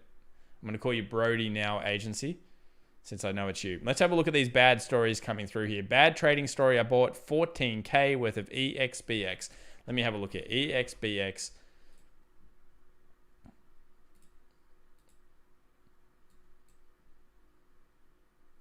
When did you buy it? I assume back here somewhere. Oh, no. Oh my God, how many times they split? Yeah, that's a bad story. Okay. I can see why. I assume you bought it back then too. That is wild, that one. What else we got here? Lost 5K on SOS when they had a short report. Ended up making more on Mara, but damn, did it hurt. See, it hurts, but learn from the thing that it hurts. Danny SM said, buying Tesla at 800, then selling at 550, lesson in the FOMO. So that must have been recently there, Danny. Yes, sir. I assume you might have got pressured out of that trade as well. They know. See, Nasty Wall Street know your positions. They know. O. Davis says, we use Square for our real estate business. It's great for taking monthly payments. It's good. And they've got a lot of growth there. When MT Gox took all my BTC at $250 back in the day, would be worth millions. Did MT Gox crash on you, or are you just like me where we used MT Gox and then of course I sold Bitcoin for $15? Oh, you guys are mean. Why you do that to me? Stupid Bitcoin for $15.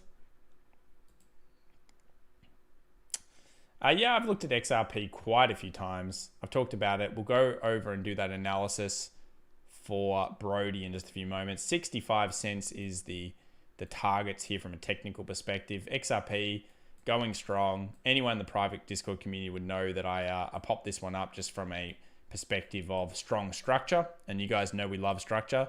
Look how good the 4 hour is. If I showed this one to Tyrone, who's in the stream, my business partner, and he looked at this, he'd say, Tom, that is a damn good structure. And it makes sense. Look at it. It's crazy. Resistances coming through. Then all of a sudden we get the support. And I tell you what, before we do that, we've hit 500 likes. And just because this thing's looking vertical and going towards the 60, we're going to play the video. Why not? Let's do it. Yeah, I'm ready. You guys didn't even remind me today that we'd hit 500. I believe we have. Let's do it. I'm ready. Need some water. Enjoy your coffees today, guys, in the US. Enjoy, I don't know what you're drinking in Europe. And then, of course, here in Australia, I'm drinking water.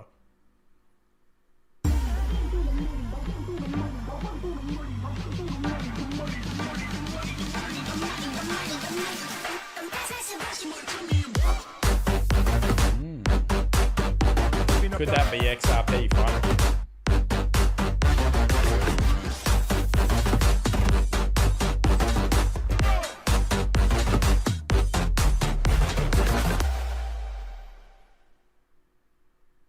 Here's some other stories coming in here. Bought from Lou, bought Barrick, 50K of the Barrick gold when Buffett did, now sitting on a 25% loss. Yes, following the buff dog may not be the best position. Also, following hype trains may not be the best position. I bought Square super cheap, was holding and accidentally sold it at $90 because I was on my phone and I thought I was selling Siri. No, Sheeple, that's terrible. Did you get back in? See, the thing is, you could have... Here's the thing. You sold it. But you could have bought back in immediately after and just paid brokerage.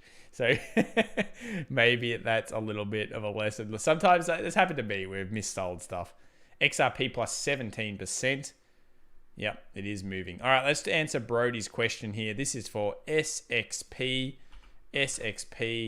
Supreme X on the TSX, I assume. Oh, no, the crypto, sorry. SXP.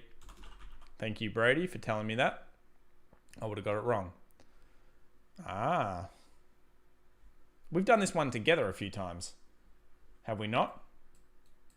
Yes. Well, that was... We liked this, if I remember rightly. We liked quite a few things about it. So it closed above. Now, I go straight to that bullish close here. I don't care about these wicks because you monstered that level, pulled back down, found support, and now you're moving up. Let's go to the 4 hour. Okay, things are still looking all right. Don't really want it back down here at the 350 though again. I'd like to see it get above 4 and then you can explode. 4 on the 4 hour. Let's go to 2 hours. Okay, so not the 2 hours. We don't want to use 2 hours. Price action here was good. Maybe it's getting affected by Bitcoin a little bit. That's why it's coming down. Bitcoin now trading 57,311. Yeah.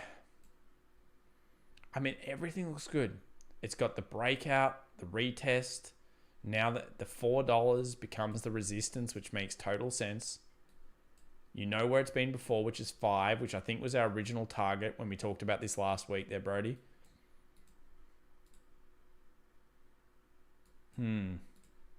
4 hour. Thanks so much to the 1,821 viewers that we've got for the Monday session. Appreciate each and every one of you. If you're enjoying the stream, please make sure to subscribe. It does help us out on the road to now 100,000 is the new road. Hopefully we can get there as a community together. $3.83. Look, I wouldn't be too concerned about it holding above this structure, man. As long as it holds above 350, that's good. But yeah, $4 is the eventual target. Look at the 4 hour close there, and then you know that you can reprice. And 5 still remains the longer term objective over this particular coin. Good luck there. I'm Brody. Oh. I'm Brody. Okay. Brody can be like a dude's name. Okay, I'll take it. I'll take it. But doesn't that chart look great? It looks all good. All good. I see you love this one. I may have had you look at it last week, come to think of it. You did. I remember when you guys super chat these things because I don't look at them unless you super chat them to me sometimes. 57,200 for Bitcoin. Still putting pressure on this area. Stupid Bitcoin. Very hard TA at the moment. Very hard TA. This was a good area buying. 60,000 acts as that stupid technical resistance. But everything else has just been super tough. It's been super tough. I'd probably have that on my chart right now. Intersecting the point here of 57,000. That is where I'd be with the BTC. Right there. I'd be like, looking here. I think we need to put a fence underneath this. What do you guys think? Do we need to put a fence here? 11:35 my time. We've got 1 hour till the market opens. Tesla is what do we got going on? Green for Avio, don't worry about that. Churchill Capital 2.49% CCIV. Afria, Tilray both up slightly in the pre-market. And unfortunately, poor Sundial. Poor Sundial. You guys know I hate that thing. I know some of you like it, but I do hate the Sundial. 5.37% down to 141. I do wish you all the best, but it terrifies me, I'll tell you this. So AMC 3.73 down to 1341. And where's our GameStop? Oh, GameStop 199.75. So 200 open is achievable right now. Let's go over here. Pre-market 3.76 for Tesla now. Teladoc 2.59. 195. I think that Amazon news is irrelevant for this point in the trading session. It really is irrelevant. Oh, we need to move over screen. Let me get over here. There we go. Better. Twilio 1.49. Got to remind me that when we've done the intro and we're not looking at something from a top down, we've got to switch the screens. If I miss it, just let me know. 1.31 up for Zoom. I assume Square is going to be around there. 1.25.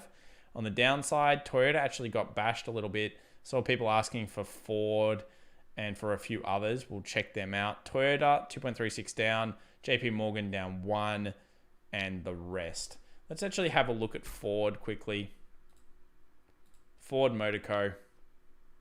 Not sure why we're exactly looking at that at this price. It's been holding that 20 moving average on the daily. It continues to hold it. Nothing bad looking there, so that's okay. Let's go to Toyota.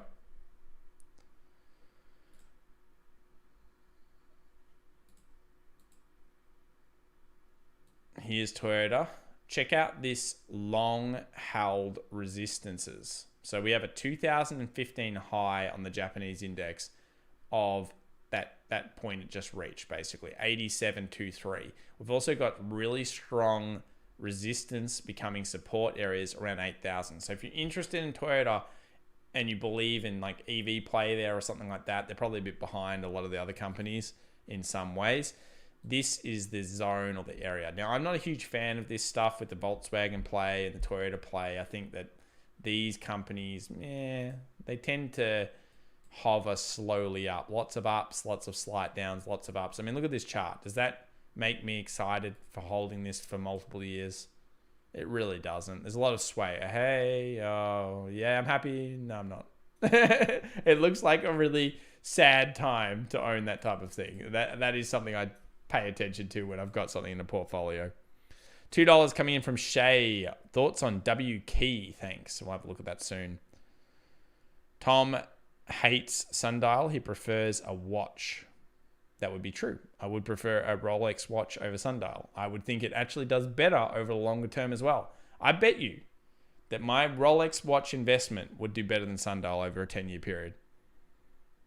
I have puts on sundial, says Jake English with a smiley face. Oh, that's pretty funny. Do you think Square could be hurt once if Bitcoin hits a downtrend bear market? I don't see why. I don't really, like, Square holds Bitcoin, sure, but it's still a very small portion of its overall problems.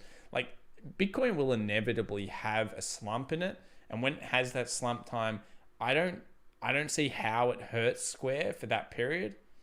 I know it's been running with Square, but yeah, running with Bitcoin, but yeah, I don't think it's a big problem. Did we have a look at AMD? We didn't, but AMD looks fine. I mean, $80 in the pre-market here, up 1.28. All you really care about as an AMD fan is don't let it under the 74.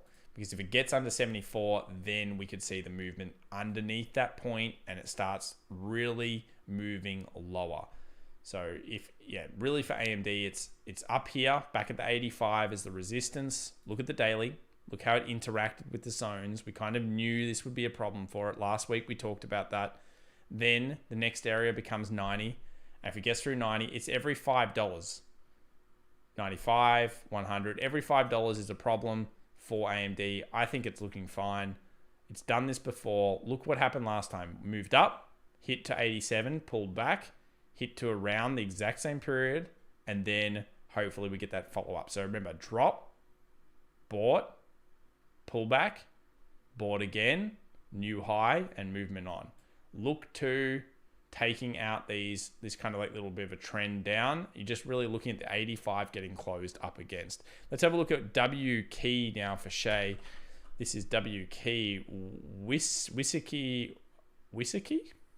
International Holdings. Market capitalization, very small, $100 million.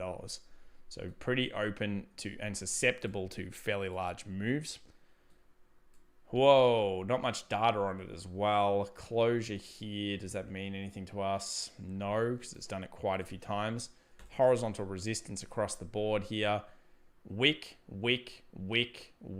no body closed above. Look for a weekly body close above this 1130. Unless you get that, I don't see how this can be that bullish because it's done it before, back in June, back in July.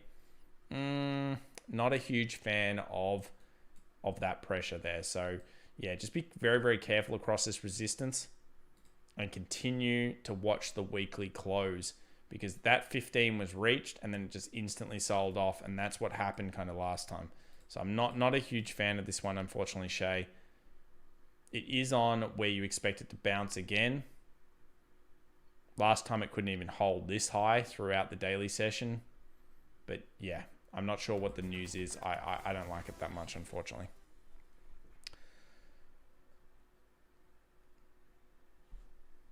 Lead Badger says, now I know where your 6 down votes are from because you're smack talking sundial. Oh, it's not that bad to smack talk sundial.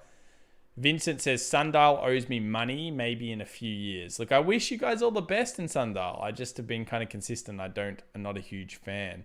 Did you have a chance to do due diligence on Mazda? I haven't done due diligence fully on Mazda. I had STEM written down and not Nanox, which is NNRX. They were the two main ones that I was looking at. $4.99 donation coming from Mushroom Cap.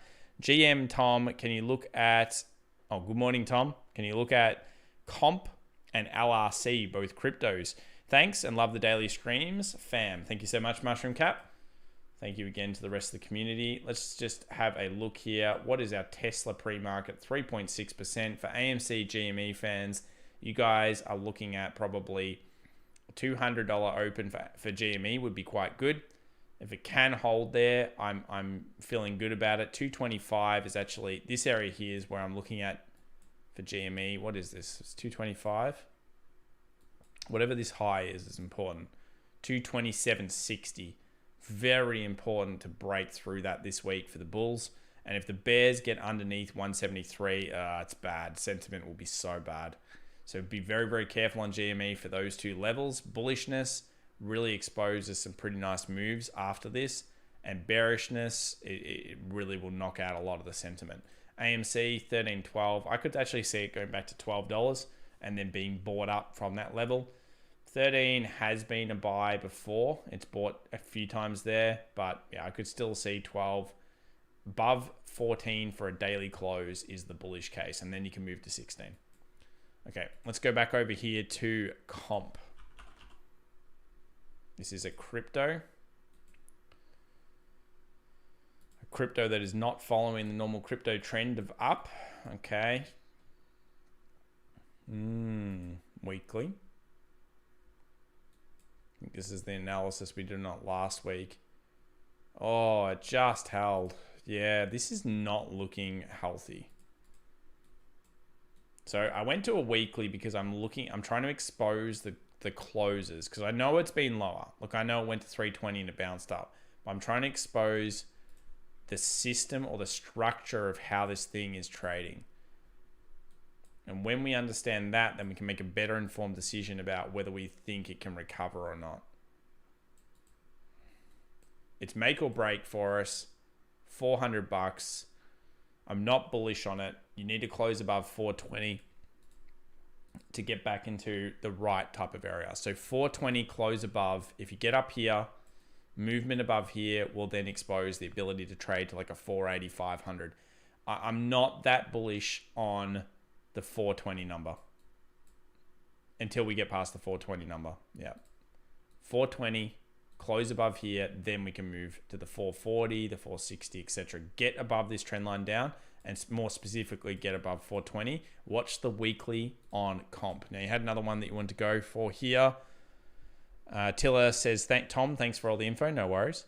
Appreciate it. Always try to shield you guys from making poor mistakes, but also try to just share as much as I can with the community. Cranberry Eater says, can you share your views about volatility versus rising yields this week? Powell is set to discuss. Powell is not really having that much of an effect on the markets. If anything, he just says bad words. Look, volatility is always present in this market. We're above 20 still. We're not in a normal VIX market. 21 for right now.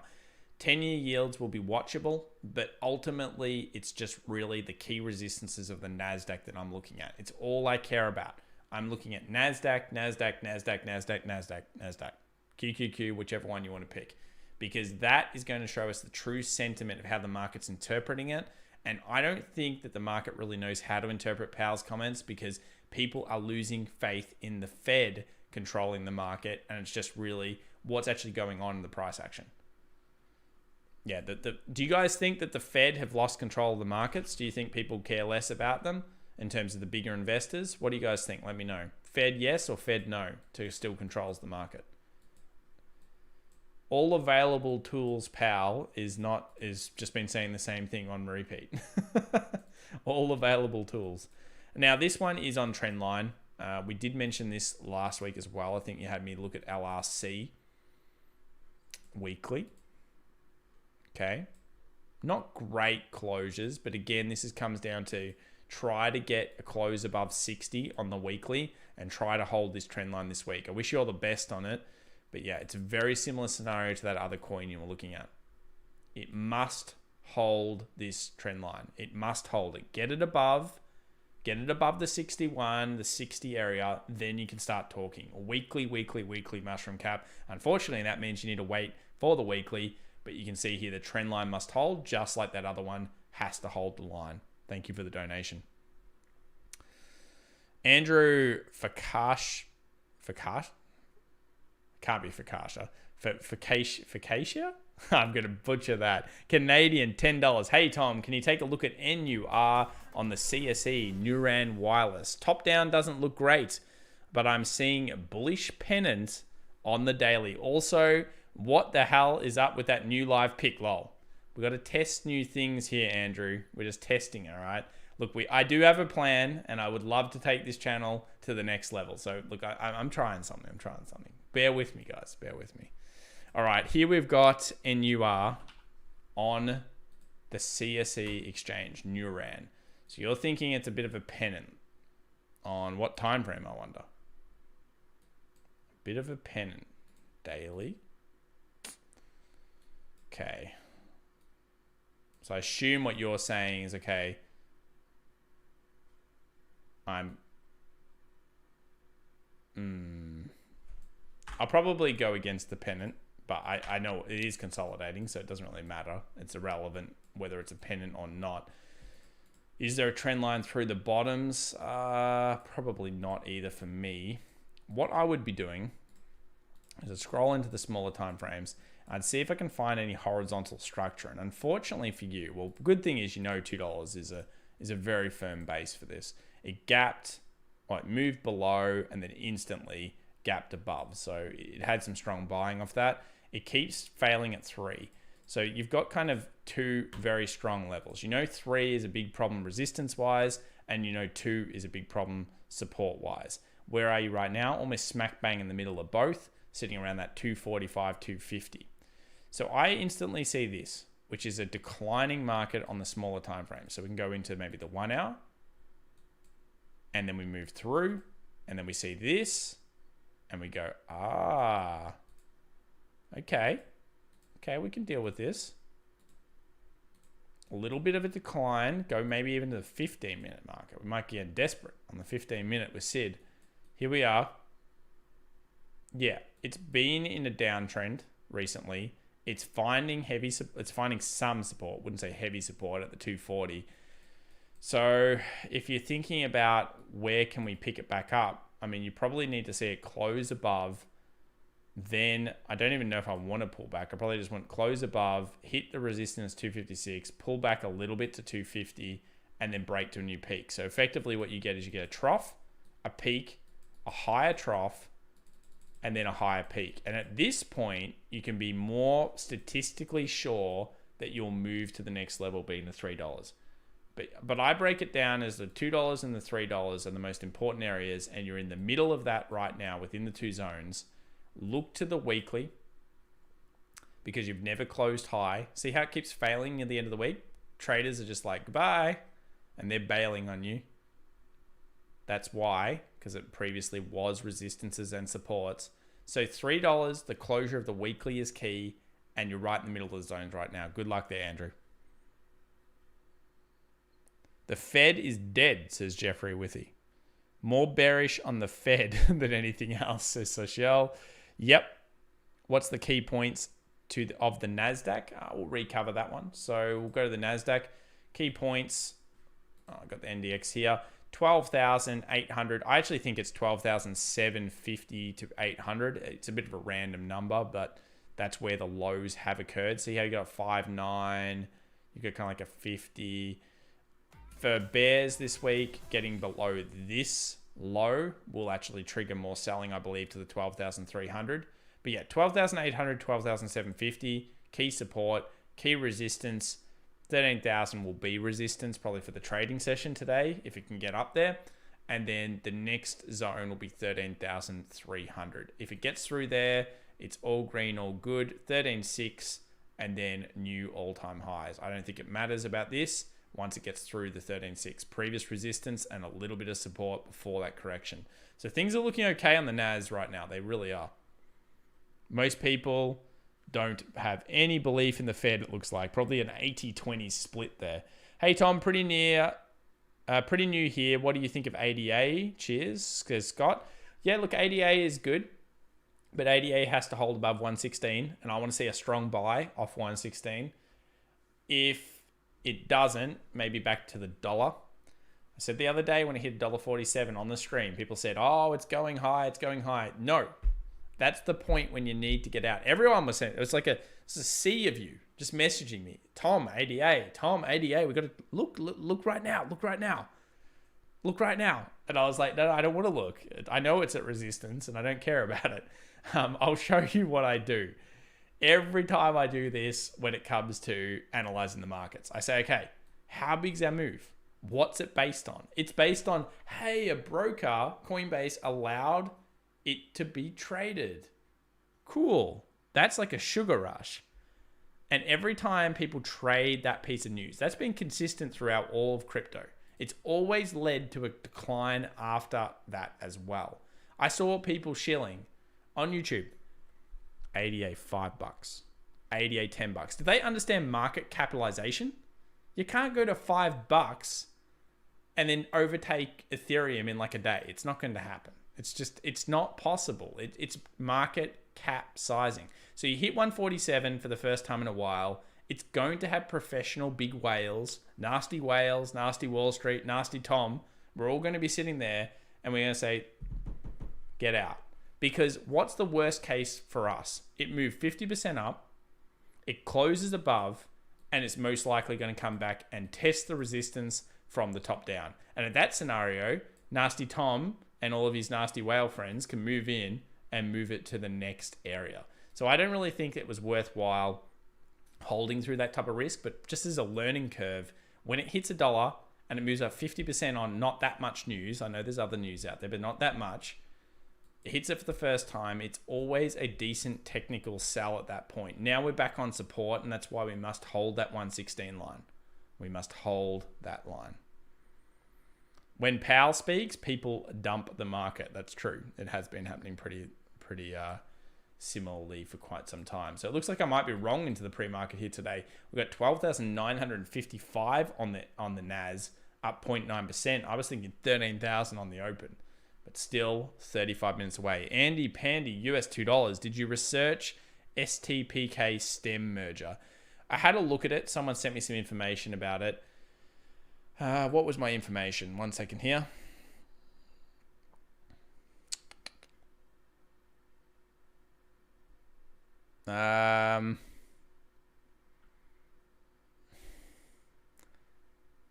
Yeah, I mean, I don't know. I'm reading it now. I don't think it's like that good. I mean, we'll look at STPK. Up current, well, it's basically 0.07, and then you got STEM, which is trading. I'm not sure if this is the same one. The person that sent me it didn't seem to think that they didn't have that much confidence in the move. Look, Andy, I wish I could give you more, but I've got so much stuff to cover. I had a look. Someone did send me info on it, but in all honesty to you, I haven't really done enough diligence on it to give you my opinion either way. I didn't like the price action that much from a TA perspective, but yeah, it's a merger. Who knows? Good luck there, Andy. I wish you the best, of course. I wish you the best. Sarang SLT, and I do appreciate your super chat. SGD $5. Hey, Tom, I just subscribed. Could you please have a look at LTC? Well, thank you very much. Litecoin in crypto, and share your thoughts on the daily and 4-hour charts. Yeah, so the old LTC not getting the love anymore. Look, it's disappointing. It's disappointing. And there's a few reasons I'm a little bit annoyed at LTC, and I wasn't in it, but I am annoyed at its technical, because you'll notice here, I've got my little trend line and I got my resistance, and this should have held better from a technical perspective. LTC is clearly a declining coin against other coins from a sentiment perspective. Why do we know this? And I'm not even sure if this chart will give it to us. It doesn't, or it does. So back in 17, LTC hit 368. Now, the big problem is at 368, 350, the guy that pretty much wrote this thing, well, like started the coin and was really there, can't remember his name now, the Asian guy, he like got out of it and he bailed. And when he bailed, he kind of killed a lot of sentiment in the coin, in my opinion. Then you go to where it is now, and it's rising the tide, but I just don't like how it trades technically. It really annoys me. Like, this should have been a very, very good level to pick it up. And look, in hindsight, is it that bad? No, it's not that bad. Like, you could have bought it at 205 and it's sitting at 195. But when something doesn't act technically, I hate it. And therefore, I kind of actually start to ignore that position for some time. Where is it right now? It's trading in a range. That range is pretty tight. You've got body closure down here. Let's have a look at the daily. So you can see it's pretty tight in the range. But I feel that that should have been a decent buy, and Bitcoin pressured it through. And I'm just not impressed with the price action for it right now. So yeah, LTC will move with the tide like any altcoin does. But what do you guys think? Do you reckon LTC, it's just being superseded by other coins? What's your opinion? People even more into crypto than me, what do you think about LTC? Let Sarang know your thoughts on it. I do feel like it's being superseded. You can see that in the market cap. You can see how the price action is. But it's from a TA perspective right now, it's trapped within a range. And you can probably trade outside of that range. But there are better coins to be looking at, because that was a significant disappointment to me. Resistance, resistance, resistance, resistance, buying pressure, and then no support with a trend line. Come on. What I'd look for here in the future as well is you should look for follow through of like a bullish hammer. You should look for engulf candles, all those types of things. But even sometimes you can just buy triple resistances as they become support straight off. Yeah. So thoughts on the 4-hour chart in a range. Same with the daily. Daily just looks like, you know, buys and sells and wicks all over the place. Just trapped.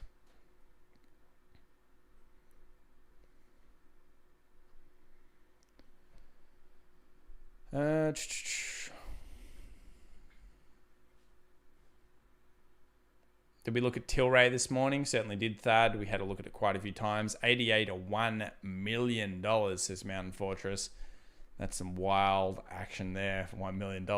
Hey, Tom, everyone needs to buy SLV 29 to the 3rd, 21. Huge silver freak outdate.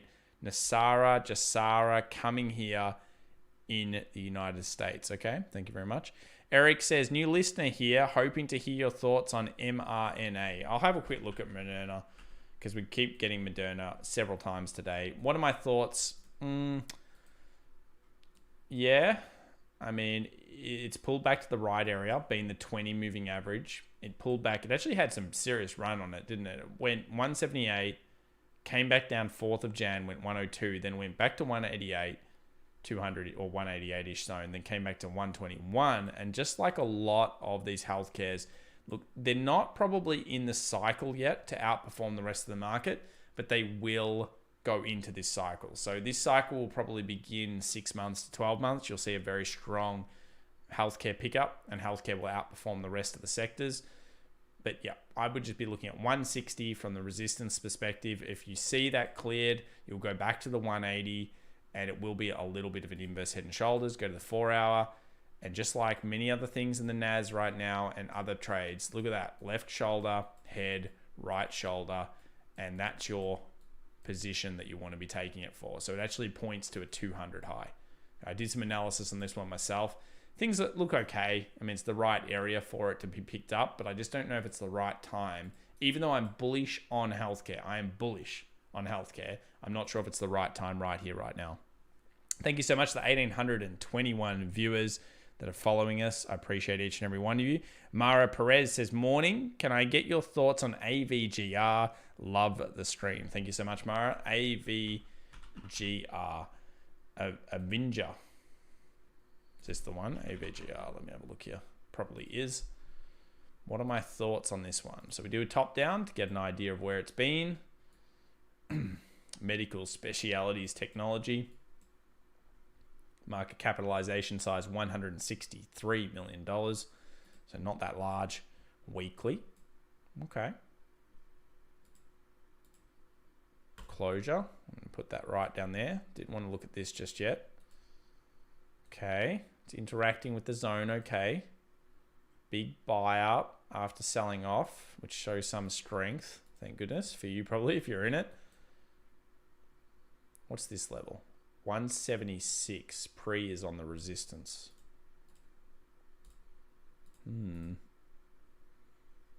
What happened last time? Gapped above, went towards the 220. Super gap above. Okay. Just goes crazy when it gets above this level. Broke above, went to the 240. And then this time it went even higher. So I think everything looks good. What's the daily volume like? Daily volume, so small. Looks to be improving. Yeah, look, it makes sense to pre-market open at 176. Look for a closure above here, probably on some significant time frame. Let's go to the 2 hour. See what the smallest time frame it is. Maybe a 2 hour close above will be bullish for it. 178, then it can move towards the 220. So there's some good percentage in here. Not bad. Good luck there, Mara. Structure looks good. Makes sense, but 176 must be cleared. Yeah, continue to watch that one. Neo moving, get ready. Get ready. Is that right? First Majestic Silver. Oh, haven't heard that one in a while. Christy says, great streams. Can you take a look at BNTX? We might be able to have a look. Can you have a look at Netflix index? We've had a look at Netflix a few times. Stuck in a range. Boring, really. But it is stuck in a range, so you can do options and all sorts of other things on it. Yes, I have covered the NDX quite a few times. Here's some questions back for the LTC thing. I don't see a future for LTC. It's not BTC and never will be. I agree with that. It also was meant to be just the more small transaction BTC originally. Wasn't that the kind of plan? Bitcoin about to head up from that dip this morning. 57,000 is the really key area of support. So 57.2 right now. Hopefully it will move through. Much better options than LTC, says Nick T. You'd be better off holding BTC or ETH. Agreed. Bryce Watts, LTC doesn't offer anything more than BTC already does. Cranberry Eater says Tulip Mania. It's a zombie coin, says Bloodbath McGrath. I'll coin that term. So he's trying to put that one so you can't even say it. Up over 300% on Theta Coin in 1 month, says Silver Lina. Thank you very much. Well, that's good. Glad to hear it. Great live. Thank you. Let's go through here just to discuss this pre-market. Tesla still holding at 4.16. Why is that? For anyone that doesn't know, it's probably hasn't been following the market. I think most of it is because ARK Invest, it shows you the power of Kathy, has changed her target. $3,000 target now on Tesla. And of course at 682, that has people excited, especially with a 654. Expect a wild first hour as Robinhood come in, trade the crazy volume, go everywhere with it, and then move on. Teladoc 2.59%. Okta, all the rest. What is down? Toyota is down. JP Morgan is down. Goldman Sachs is down. Another area I'm not that bullish on as well moving forward, and you guys might think I'm nuts for this, is actually gaming. Okay? I'm actually, for the first time in a long time, not bullish on gaming companies. And I'll explain my literally random thought process behind it. Two things. One, loot boxes will be positioned so that they can't make as much money from them, especially in Europe. And it's going to put downward pressure on their growth curves, even though the industry is growing. And the second thing is I do believe that more people since this pandemic, as we all get vaccinated and people move outside and get freedom, they're going to really appreciate doing things outside. I can tell you my gaming, because I'm a bit of a gamer, is down. I'm talking like a slope that's so far down that it's basically non-existent. And I'm sure many of you out there feel that way. I prefer doing things, other things with my time right now since we got locked down so hardcore in Melbourne. Pre-market here. What do you guys think about that one? Churchill Group, CCIV 1.86, Palantir 1.74, GameStop holding strong at $200. That's a lot better than the pre-market. Coming in very nicely here. And AMC still being dented at 13.31. People getting a little bit more hyped on the GME crowd stuff. Let me go through this. The market is my new favorite game now, says Finkin79. Paul Tiggett says, morning, folks. Anyone else sharing this stream/channel? I appreciate if you do, Paul, and anybody else out there will. My gaming is very bearish, Way High Dude Man says. Gaming on the markets is the only game in town, says Code Smith. That's true. These candlesticks are the real game now. Eka Aurora, Singapore, $2. Thank you. TA on Chewy, mate. Cheers. Let's have a look at Chewy. I think we need to do Cloud Strike as well. Oh, Chewy looking better. 6.48 followed by another 3.43 in the morning here. Yes. This looks much better. Let's have a look at the 2 week. Don't usually go the 2 week. Ooh. That's actually pretty rare. What's the volume like here? Yes. Increasing. That weekly is bizarro. So notice this.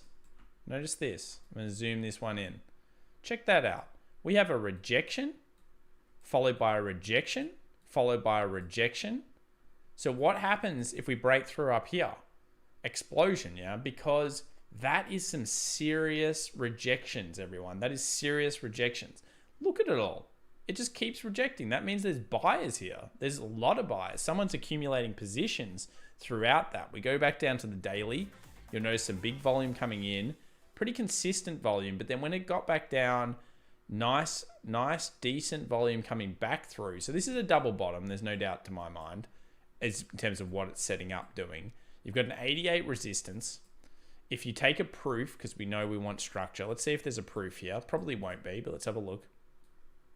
Okay, take that. Take the distance.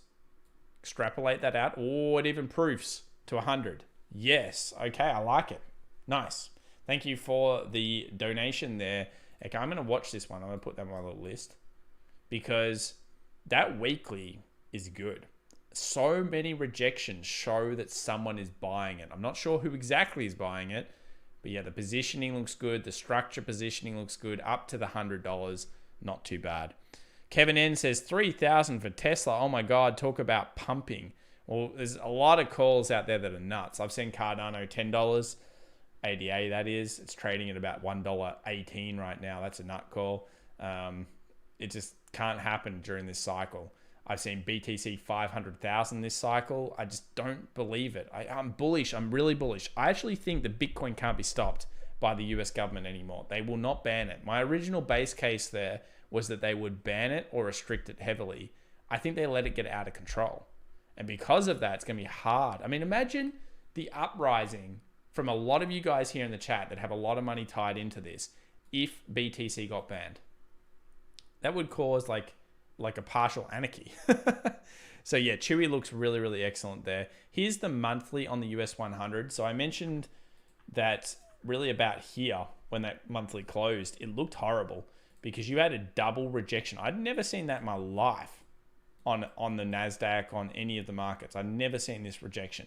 But now that we've based back off here, this is why the monthly is so good for picking up your longer term investment positions. It's moving back up. And you know, we're the 23rd of March right now. We're about to head into April, historically one of the better months of the year from a trade perspective. Will it do it again? Will it continue up? I mean, it looks all right there. John Franzen says, good morning from pre-dawn, California. Thank you so much, John, for coming out here. My watch says 200 calories burnt in 1 hour of exercise. Do you like run on the treadmill while watching the stream or something? I bet you someone does that out there. That is funny. It's funny to think of what some people do. Let's rally AMC. Well, you certainly do want a rally here. $13.12. But GME is coming in strong at 200. That is a lot better. Lego Spartan, Singapore, $5. Plus 5 attack, plus 5 mana. I appreciate that one, Lego. That is, that's a funny super chat. Thank you for that one. Cranberry Eater says EA and Activision Blizzard are bearish. TSMC Taiwan problems. There you go.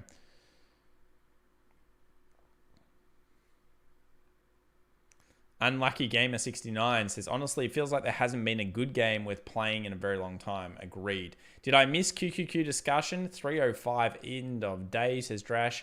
You will never miss it when we're going into the market here, Drash. We'll talk about it. So how many likes are we at? Guys, get us to 1,000. We need to get hyped here for a Monday. We need to get ready for this session. Come on through with 1,000, and you know what time it is. We are 18 minutes off the market open. It's been a pretty, I would say not a hugely eventful session, but the stories of the day so far have really been Tesla, and the pre-market opened up pretty good.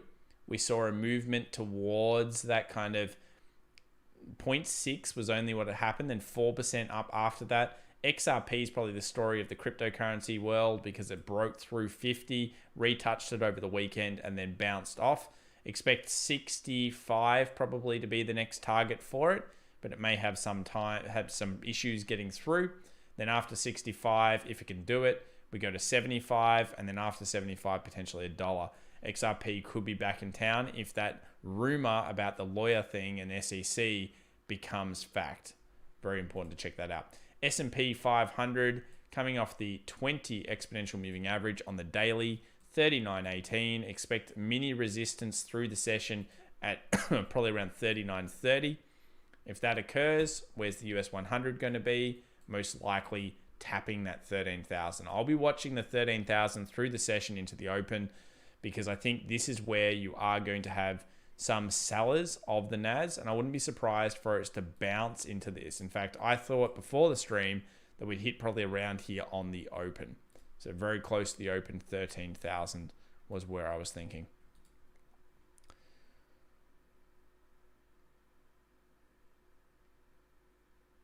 Valheim with friends. Suppose that's a good game according to GoTrine. A few people agreeing with that. I can't figure out how to buy XRP. It can be difficult because that's the main problem that's down. It's been taken off a lot of networks. So things like Binance and others are where you have to look at those kind of things. Trio says 1 year of success. This is Sid. 1 year of success is not, unfortunately, consistency. Yeah, 1 year of success is not enough. I think there's a few years of success there, though, Sid, in the point. Case in point is probably LSF. So you won't actually see the previous history of this fund, but what you'll notice is this is a disaster coming in. So it IPOs here at around $2. It then went as low during the 23rd of March to 67 cents. Now, this was a fund that was performing at 22% average per annum for 4 or 5 years. And then it goes through an absolute horror. Now, they actually got it back. I don't even know how they got it back because there must be some seriously leveraged positions through this. But they got it back after hitting 66 cents during that pandemic last year and coming in very weak into it. So pretty impressive they've got to 228. But it just shows you that funds can perform at some amazing rates, and then when everyone dumps in, often that's the time that they do start underperforming. So we're 15 minutes away here from the session open. Let me just quickly see if we're only 55 likes off to 1,000. Let's get it here. GME supposedly taking off. Let's load in our 4-screener. For anyone that's asking the question, we are using TradingView. You can click on the link in the description below underneath and follow through there. That does help out the channel. If you want to help us, you can do that. If you ever buy a premium subscription, I think we get a small little slice at that point at no cost to you, don't worry. 654 into 680 for Tesla. We'll be watching this one closely. You've got the 1 hour up just so we can see where the open occurs. $13.12 for AMC in the middle of nowhere land. Expect 13, hopefully some buying pressure comes off that. And then 12 will be where the bigger buying pressure happens. But I think GME will really be the one that sets the tone and not AMC today. It's clear in the price action. We are only, we're up 0.86% now on GME, and AMC is down 4.74%. News to watch. Let's just quickly scroll over. What was that news that I want to talk about?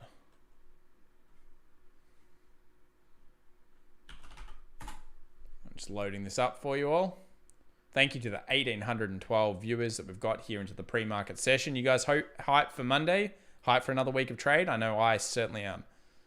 And thank you for the new subscribers, members, and super chat guys today. Appreciate it. So this week, what is on the horizon moving forward? You should always check your calendar. Now, looky here. This is what we've got going on right now. So we actually have Fed Chair Powell having a conversation on Tuesday, which is pretty much now. So it's going on. I'm not too interested in this particular conversation. FOMC, a whole bunch of discussions going through. You'll notice this is set to my time, so it's not necessarily set to yours. Then we've got Fed Chair Powell testifying, 1 a.m. on Wednesday, my time. Should be Tuesday for you. And then we scroll through and we see more testifying, more discussion points, blah, blah, blah, blah, blah, into the end of the week. Bond auction as well coming through for pound. So you should be watching those events if you feel like it, but I don't think that Powell is really going to move the market. I want to see the market move itself at this point. Yeah, I'm hyped. GME earnings. Yeah, GME earnings. I'm not sure of GME. I don't really understand that concept. You're in a squeeze. How can GME earnings really... I don't know. I'm always speechless about GME earnings really affecting a $200 price on GME. Maybe it just creates a hype that then flows through to more traders in there. And as you guys know, it's all about that sentiment. Thanks for the support here. Kyle Walker, US $3. He says, thank you, sir. Fist bump. Appreciate it, Kyle. Appreciate it. Let me set this up. Let's get it ready. We have approached 982 likes. We just need to get to that. We're one off. 999. We need one more. Tail says, damn, you're stingy with the 757 likes. I know where we're oh, someone disliked me. They took it down. It was 999. Now it's 998. I like that. Michael Davis, Australian $5. I'll take your entire stock. Call back humor.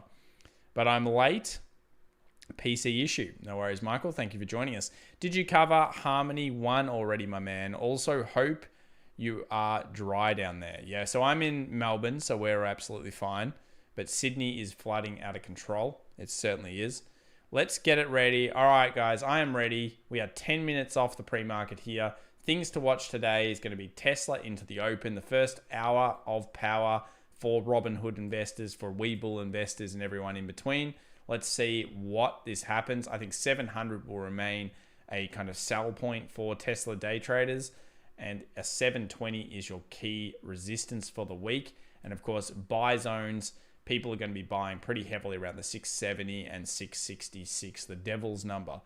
Those are both surprisingly key areas. 204.40 for GME, and we will check out Harmony 1. We will look at that right now. Let's do Harmony 1 and then get ready.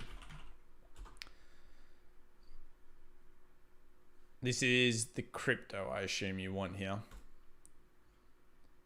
Whoa, moving pretty strongly yesterday through the weekend session. Yeah, that's a strong move. I mean, very strong move. Let's have a look if there's been a consistent moving average. Probably argue the 2 hour. I think we did this for you last week, Michael.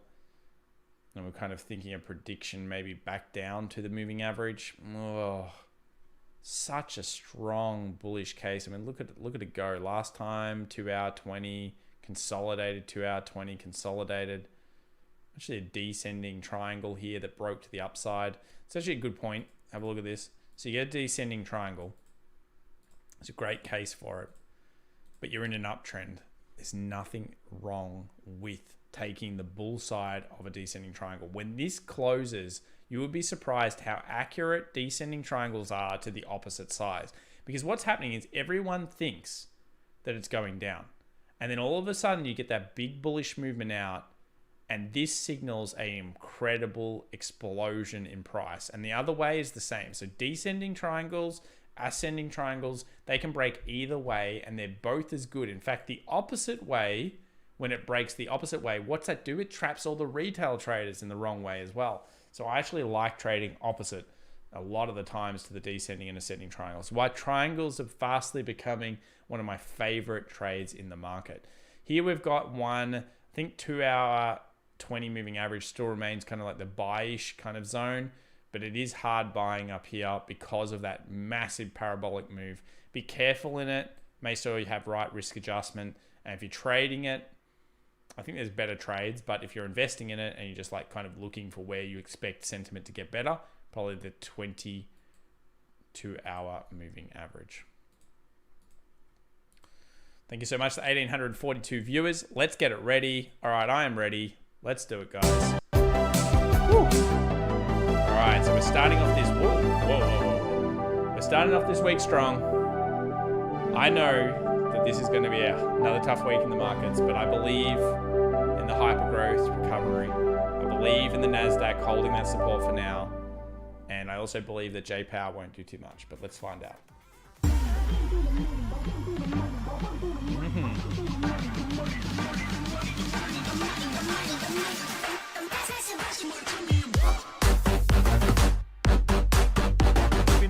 7 minutes. That's not the way we want to go.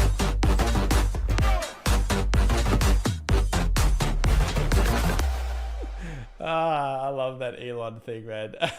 So funny. Where are we? This, and then I just love when he did this last time. He hated it so much. That was great. I laugh at my own crappy jokes. Hey, 681 here for the Tesla. Let's look at the pre-market. Let's do the rounds. The rounds are looking like Sundial is not holding up too strong, down 5.37%. AMC still down 13.30. And then on the green side, we have Palantir and Churchill CCIV, both strong. Actually, Palantir's overtaken CCIV, and GameStop now holding a 1.69% advantage. It was down about 4 pre-market, so that is a lot of turnaround there. In the bigger caps, so this is of course our 23 billion plus. Big green on Tesla, 4% after, again, Kathy Wood brought in the $3,000 price prediction there. Teladoc 2.4%, another one of her favorites, and I actually think it's a bit pretty decent, at least more for the next couple of years. Berkshire Hathaway up 1.91, it's not bad. Zscaler 1.84, and yeah, the rest. So all green on most of the tech. The red side is Toyota, and it is some of the banks, JP Morgan and Goldman Sachs. TVC worthwhile watching for today's session. If you don't have this one, and I keep doing that, let me load up US 10-year treasuries. There it is. This level of support, 1.67, watch that through the session. If this breaks underneath and closes, expect the Nasdaq to boom through 13,000 and start returning back to 13,300 resistance, because once you close under here in a significant time frame, you're moving back to the 1.6, because it's basically a little double top on the Treasury yields. My longer term thoughts on the Treasury yields is we'll probably achieve 1.962, and I'm not concerned there, but if it goes through 2 on the way to 3, yeah, I would be concerned. At that point, I'd be like, ooh, we need to pay a lot of attention to this. 91.94 on the dollar index. The key daily watch is the best. So we have not closed above the 91.96. And until we do, we're not bullish on the dollar. We are stuck in the range. So have your range set up, range between the lows, range between the highs, and you are literally just sitting in here. Risk on, risk off is playing out. What about Cardano? People still asking me about Cardano. Yeah, 116 is this 116.50, I think, is the support. Full screen? Oh, we're meant to be full screen just because we're setting up for this one. We usually do that. Oh, actually, let's have a look what it looks like this. Oh, this is, well, the problem is you lose AMC. Let me see if I can pull AMC across. There we go. We'll try this from now on. It's probably a better screen. You guys prefer this screen better than the other one? Zoomed in for our watch. If I keep AMC over here so my head isn't going over the top of it, probably better, I think. This looks better.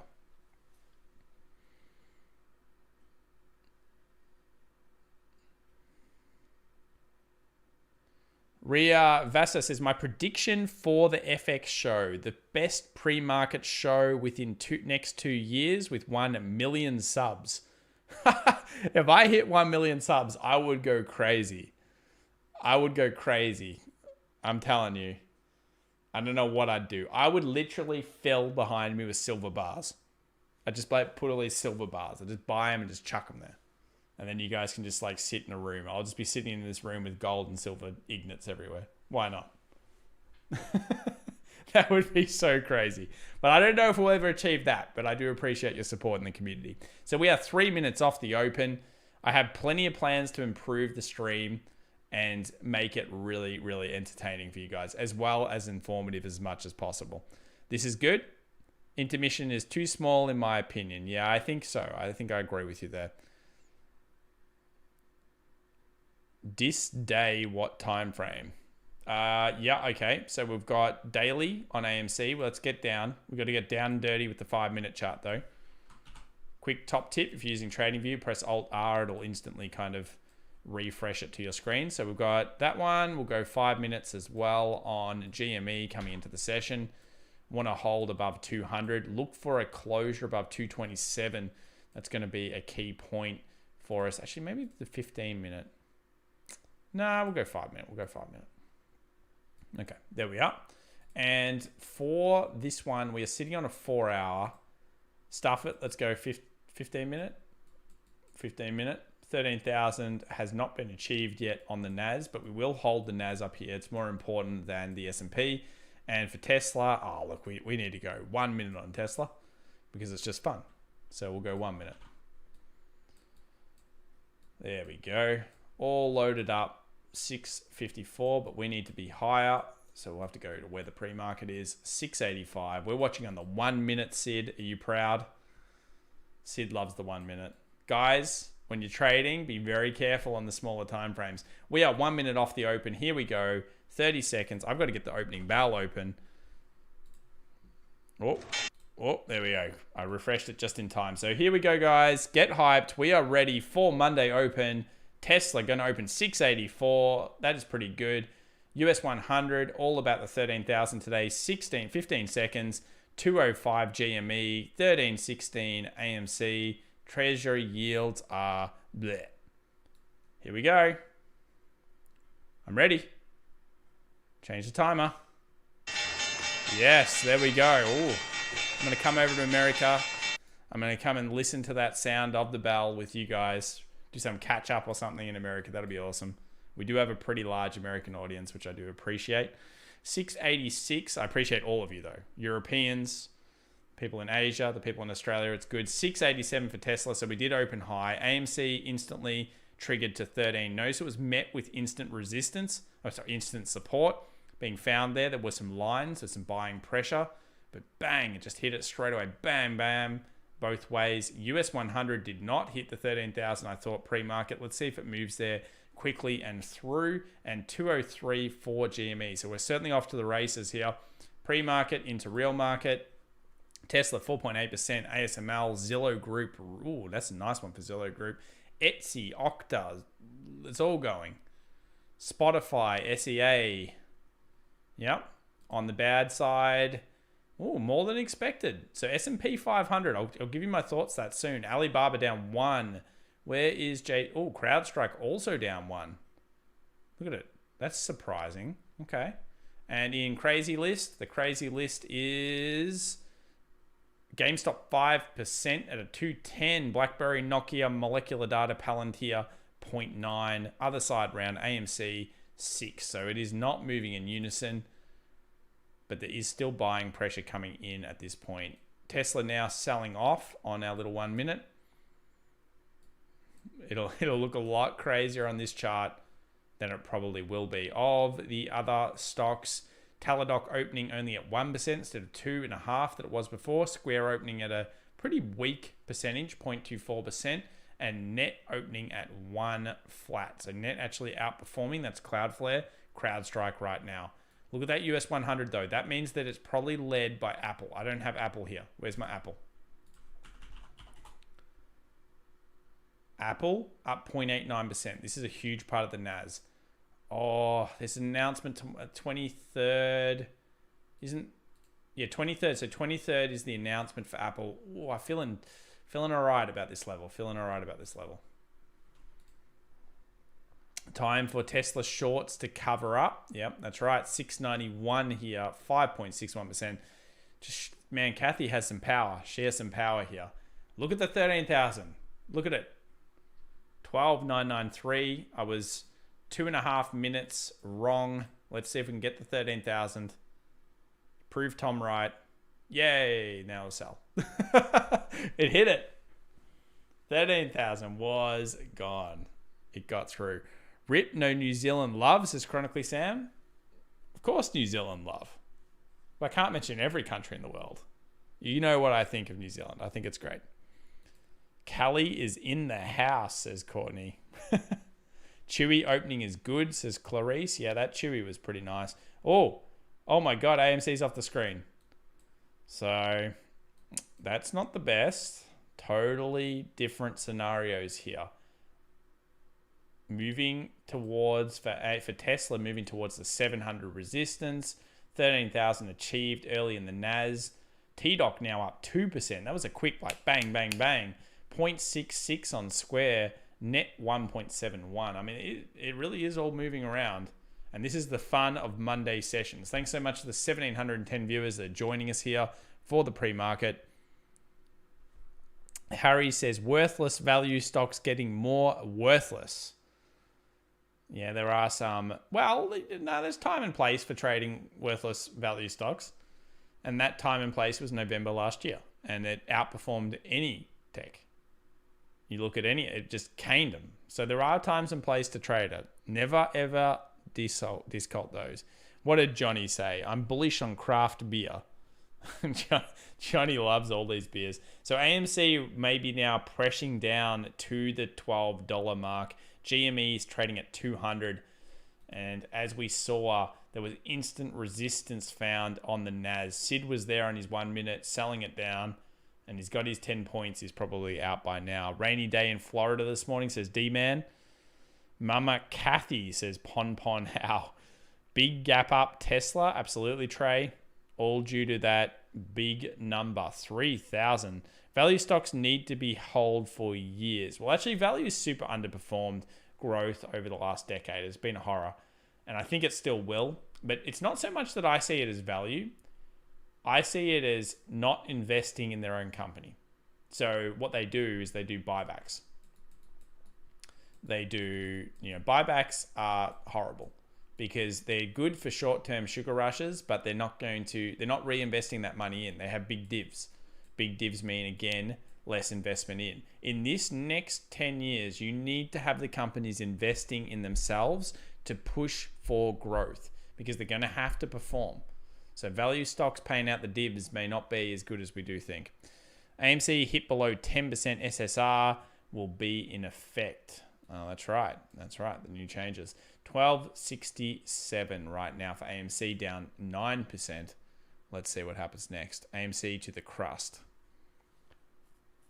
So what's going on with AMC? Are we holding or what? That's up to you. I mean, I didn't like anything to do with those dailies not getting above 14.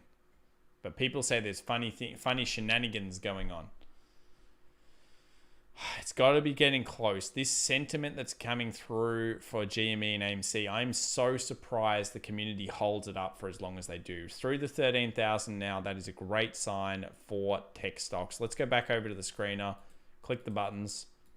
Tilray now moving up as expected. Tilray and Afria, if GameStop and AMC continue to fail, maybe kind of switch plays that people are doing. Obviously, that's my opinion. You've got to make your own decisions. Palantir 1.27. What else have we got here? So Media Corp down 5.06, and Sundial is making some recovery due to the other weed stocks moving. In the broader market now, percentage change. KC Southern up 14%, probably earnings. 5.52 for Tesla. And the rest coming through. And Toyota still remains the worst stock with the banks moving. What are Treasury yields doing? Let me load those Treasury yields. US 10 years. What I'm looking at this stage. Okay, 1.691, holding within the middle of the zone. Nothing too notable. Dollar index 91.86. Bitcoin still finding support 57,140. So 57,140. Now, I did some in-depth analysis on the private Discord community on the weekend in discussion, and I just wanted to share it with you straight away here. I know we're in pre-market, we're in the market open, but why not discuss it? So basically, my biggest concern for the S&P 500 index over the next decade of investment is that you're going to have, well, you've got 500 companies. Now, every decade, there's the same 500 companies have not been held. Like at least 50 of them have switched out. You know, a percentage has switched out and a percentage have switched in. My main concern is that over this next decade, so many companies, because of this pandemic and everything that's gone on, are going to be switched or at least lowered in market cap. So I'm predicting there's probably going to be at least 100 to 200 companies that are going to not perform that well compared to other companies. And when that happens and they degrade as market capitalization size, I think it's going to cause what we call like a semi-stagnation in the S&P 500. So the S&P 500 is only going to return maybe 5% per annum instead of its usual 7.5% per annum concept. And that's purely because there's going to be companies not investing in themselves, old school value, old school banks, not innovation, let's call it. And they're really going to put pressure under that index. And this happened in Australia after the GFC. We had so many companies that were crap that were in there, well, crap or moving out, that were in the ASX 200 index. And I can show you this in the next stream we do, that literally it took years to get back because of that. So what do you guys think about that concept? Tesla holding 688. So lots of volume coming through here. Volume is at 42.8 million. Oh, sorry, no, that's average volume. Is at 4.5 million for the market right now. 4.5 million. Average volume is 42.8 over the session. So we'll see how that's only with 9 minutes in. Which platform is this one? It's Deep. This is the TradingView platform. So you can find it in the description underneath and you'll find it through. Michael Davis says, never underestimate smooth-brained apes. Never tell us the odds. Fair enough. PLTR could see short squeeze coming. It's potential. Yep. Through the 13,000 again, trying to test that bracket here on the NAS. You close above this on a significant time frame, like a 1 hour or higher. Then you put pressure on the 13.3. I'm pretty bullish on that concept of getting up to the 13.3. Rashad says, wait, daylight savings gives us more time. Wow. Well, it will soon. In about a week, we'll actually be able to go a little bit better because it'll be 11:30 my time. Thank goodness for Australian traders out there. 11:30 my time, PM, we will open the US session thanks to the double daylight savings. Chronically Sam says, just going to call it right here that GME and AMC die. And for the lols, Reddit gets everyone to jump on them again, nowhere like late November. I think it will happen again. You're right. Each time it will be less of a move, but there will be bull moves and then busts and then next moves through.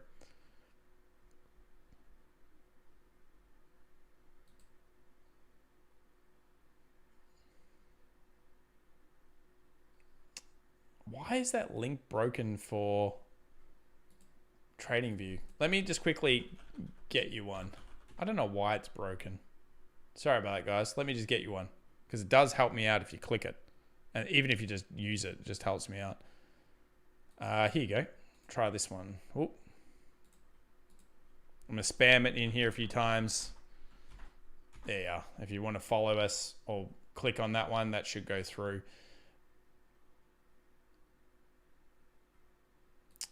No one had any opinions on the S&P 500 side.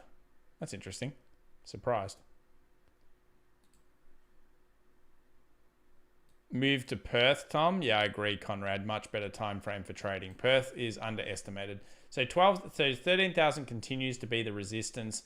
1% now up on Net, Cloudflare, 1.17 up on TDOC, and Square still holding around the same zone. Let's have a look at Bitcoin. People are Getting a bit concerned about that. Treasury yields on the rise. Continue to watch the 1.67 through the session. BTC, yeah, it's right on it. So we had this one, oh God. Yeah, I mean, it's pressuring the exact little trend line we had for today. It's super hard trading in this. Yeah, XRP I was pretty bullish on, still am, just on that closure above, but it's been very, very hard trading on Bitcoin.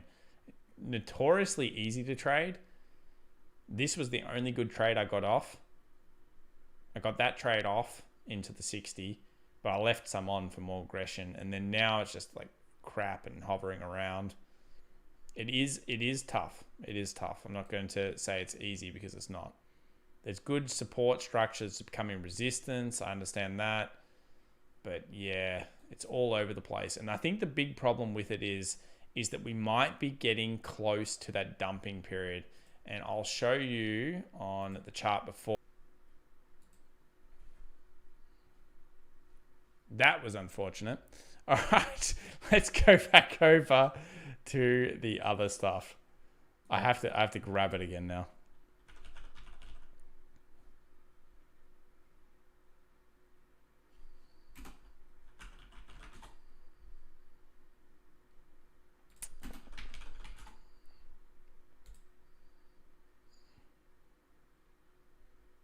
All right, there we go.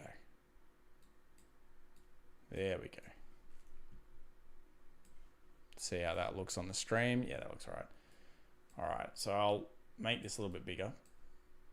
My major concern is really that we followed the same cycle of decline, which was here.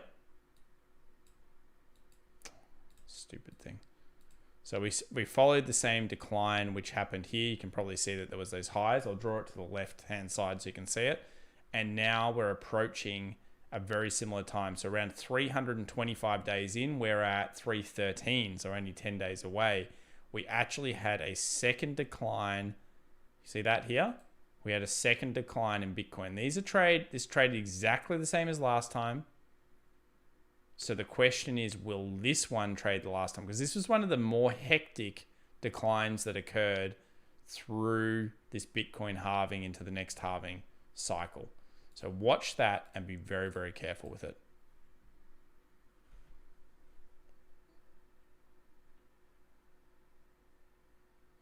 I'm not sure there.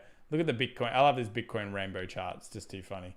So through the session today, my expected points are going to be US 100 continues to struggle with the 13,000. You close above on the 1 hour, get towards the 13.3, guys. That's going to be what I'll make a video about tomorrow. So definitely subscribe if you're interested in that. AMC and GME just needs to hold above 200, and AMC I would want to strike above 13 for the close. And Tesla 700 is the resistance, and I expect it to kind of hover around here for some time. BTC, hard to read. Continue to watch the charts. Hopefully 57,000 is achieved and it pulls back up through the session. And Apple, I'm starting to feel it at the 120. So we'll watch that one through. Amazon, I got the request for this before. Yeah, look, it came off our support. It's going towards the trend line. Last week it was 3,173, and now it'll be about 3,134.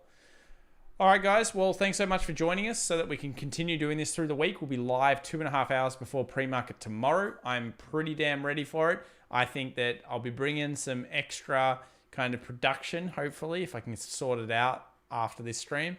And I hope you guys have enjoyed today's pre-market session. We've been doing a massive job here. Thanks for sharing with your friends. Thanks for recommending the channel and all the support. We made 50,000, which is already amazing, but I am going to keep going on. For people who have been asking me about the t-shirt thing, yeah, I want to still do it. I've just got to work out how to give away that prize correctly and also some parameters, because it was already becoming a nightmare for the t-shirt competition thing. So we'll work it out.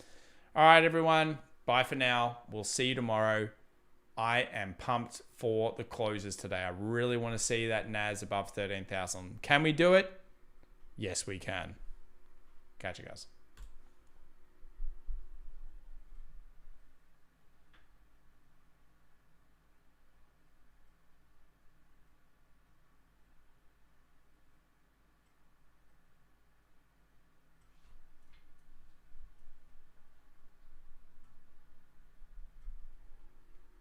Whoa, whoa, whoa, whoa, whoa, whoa. I see that comment. Just blind that from your mind, okay?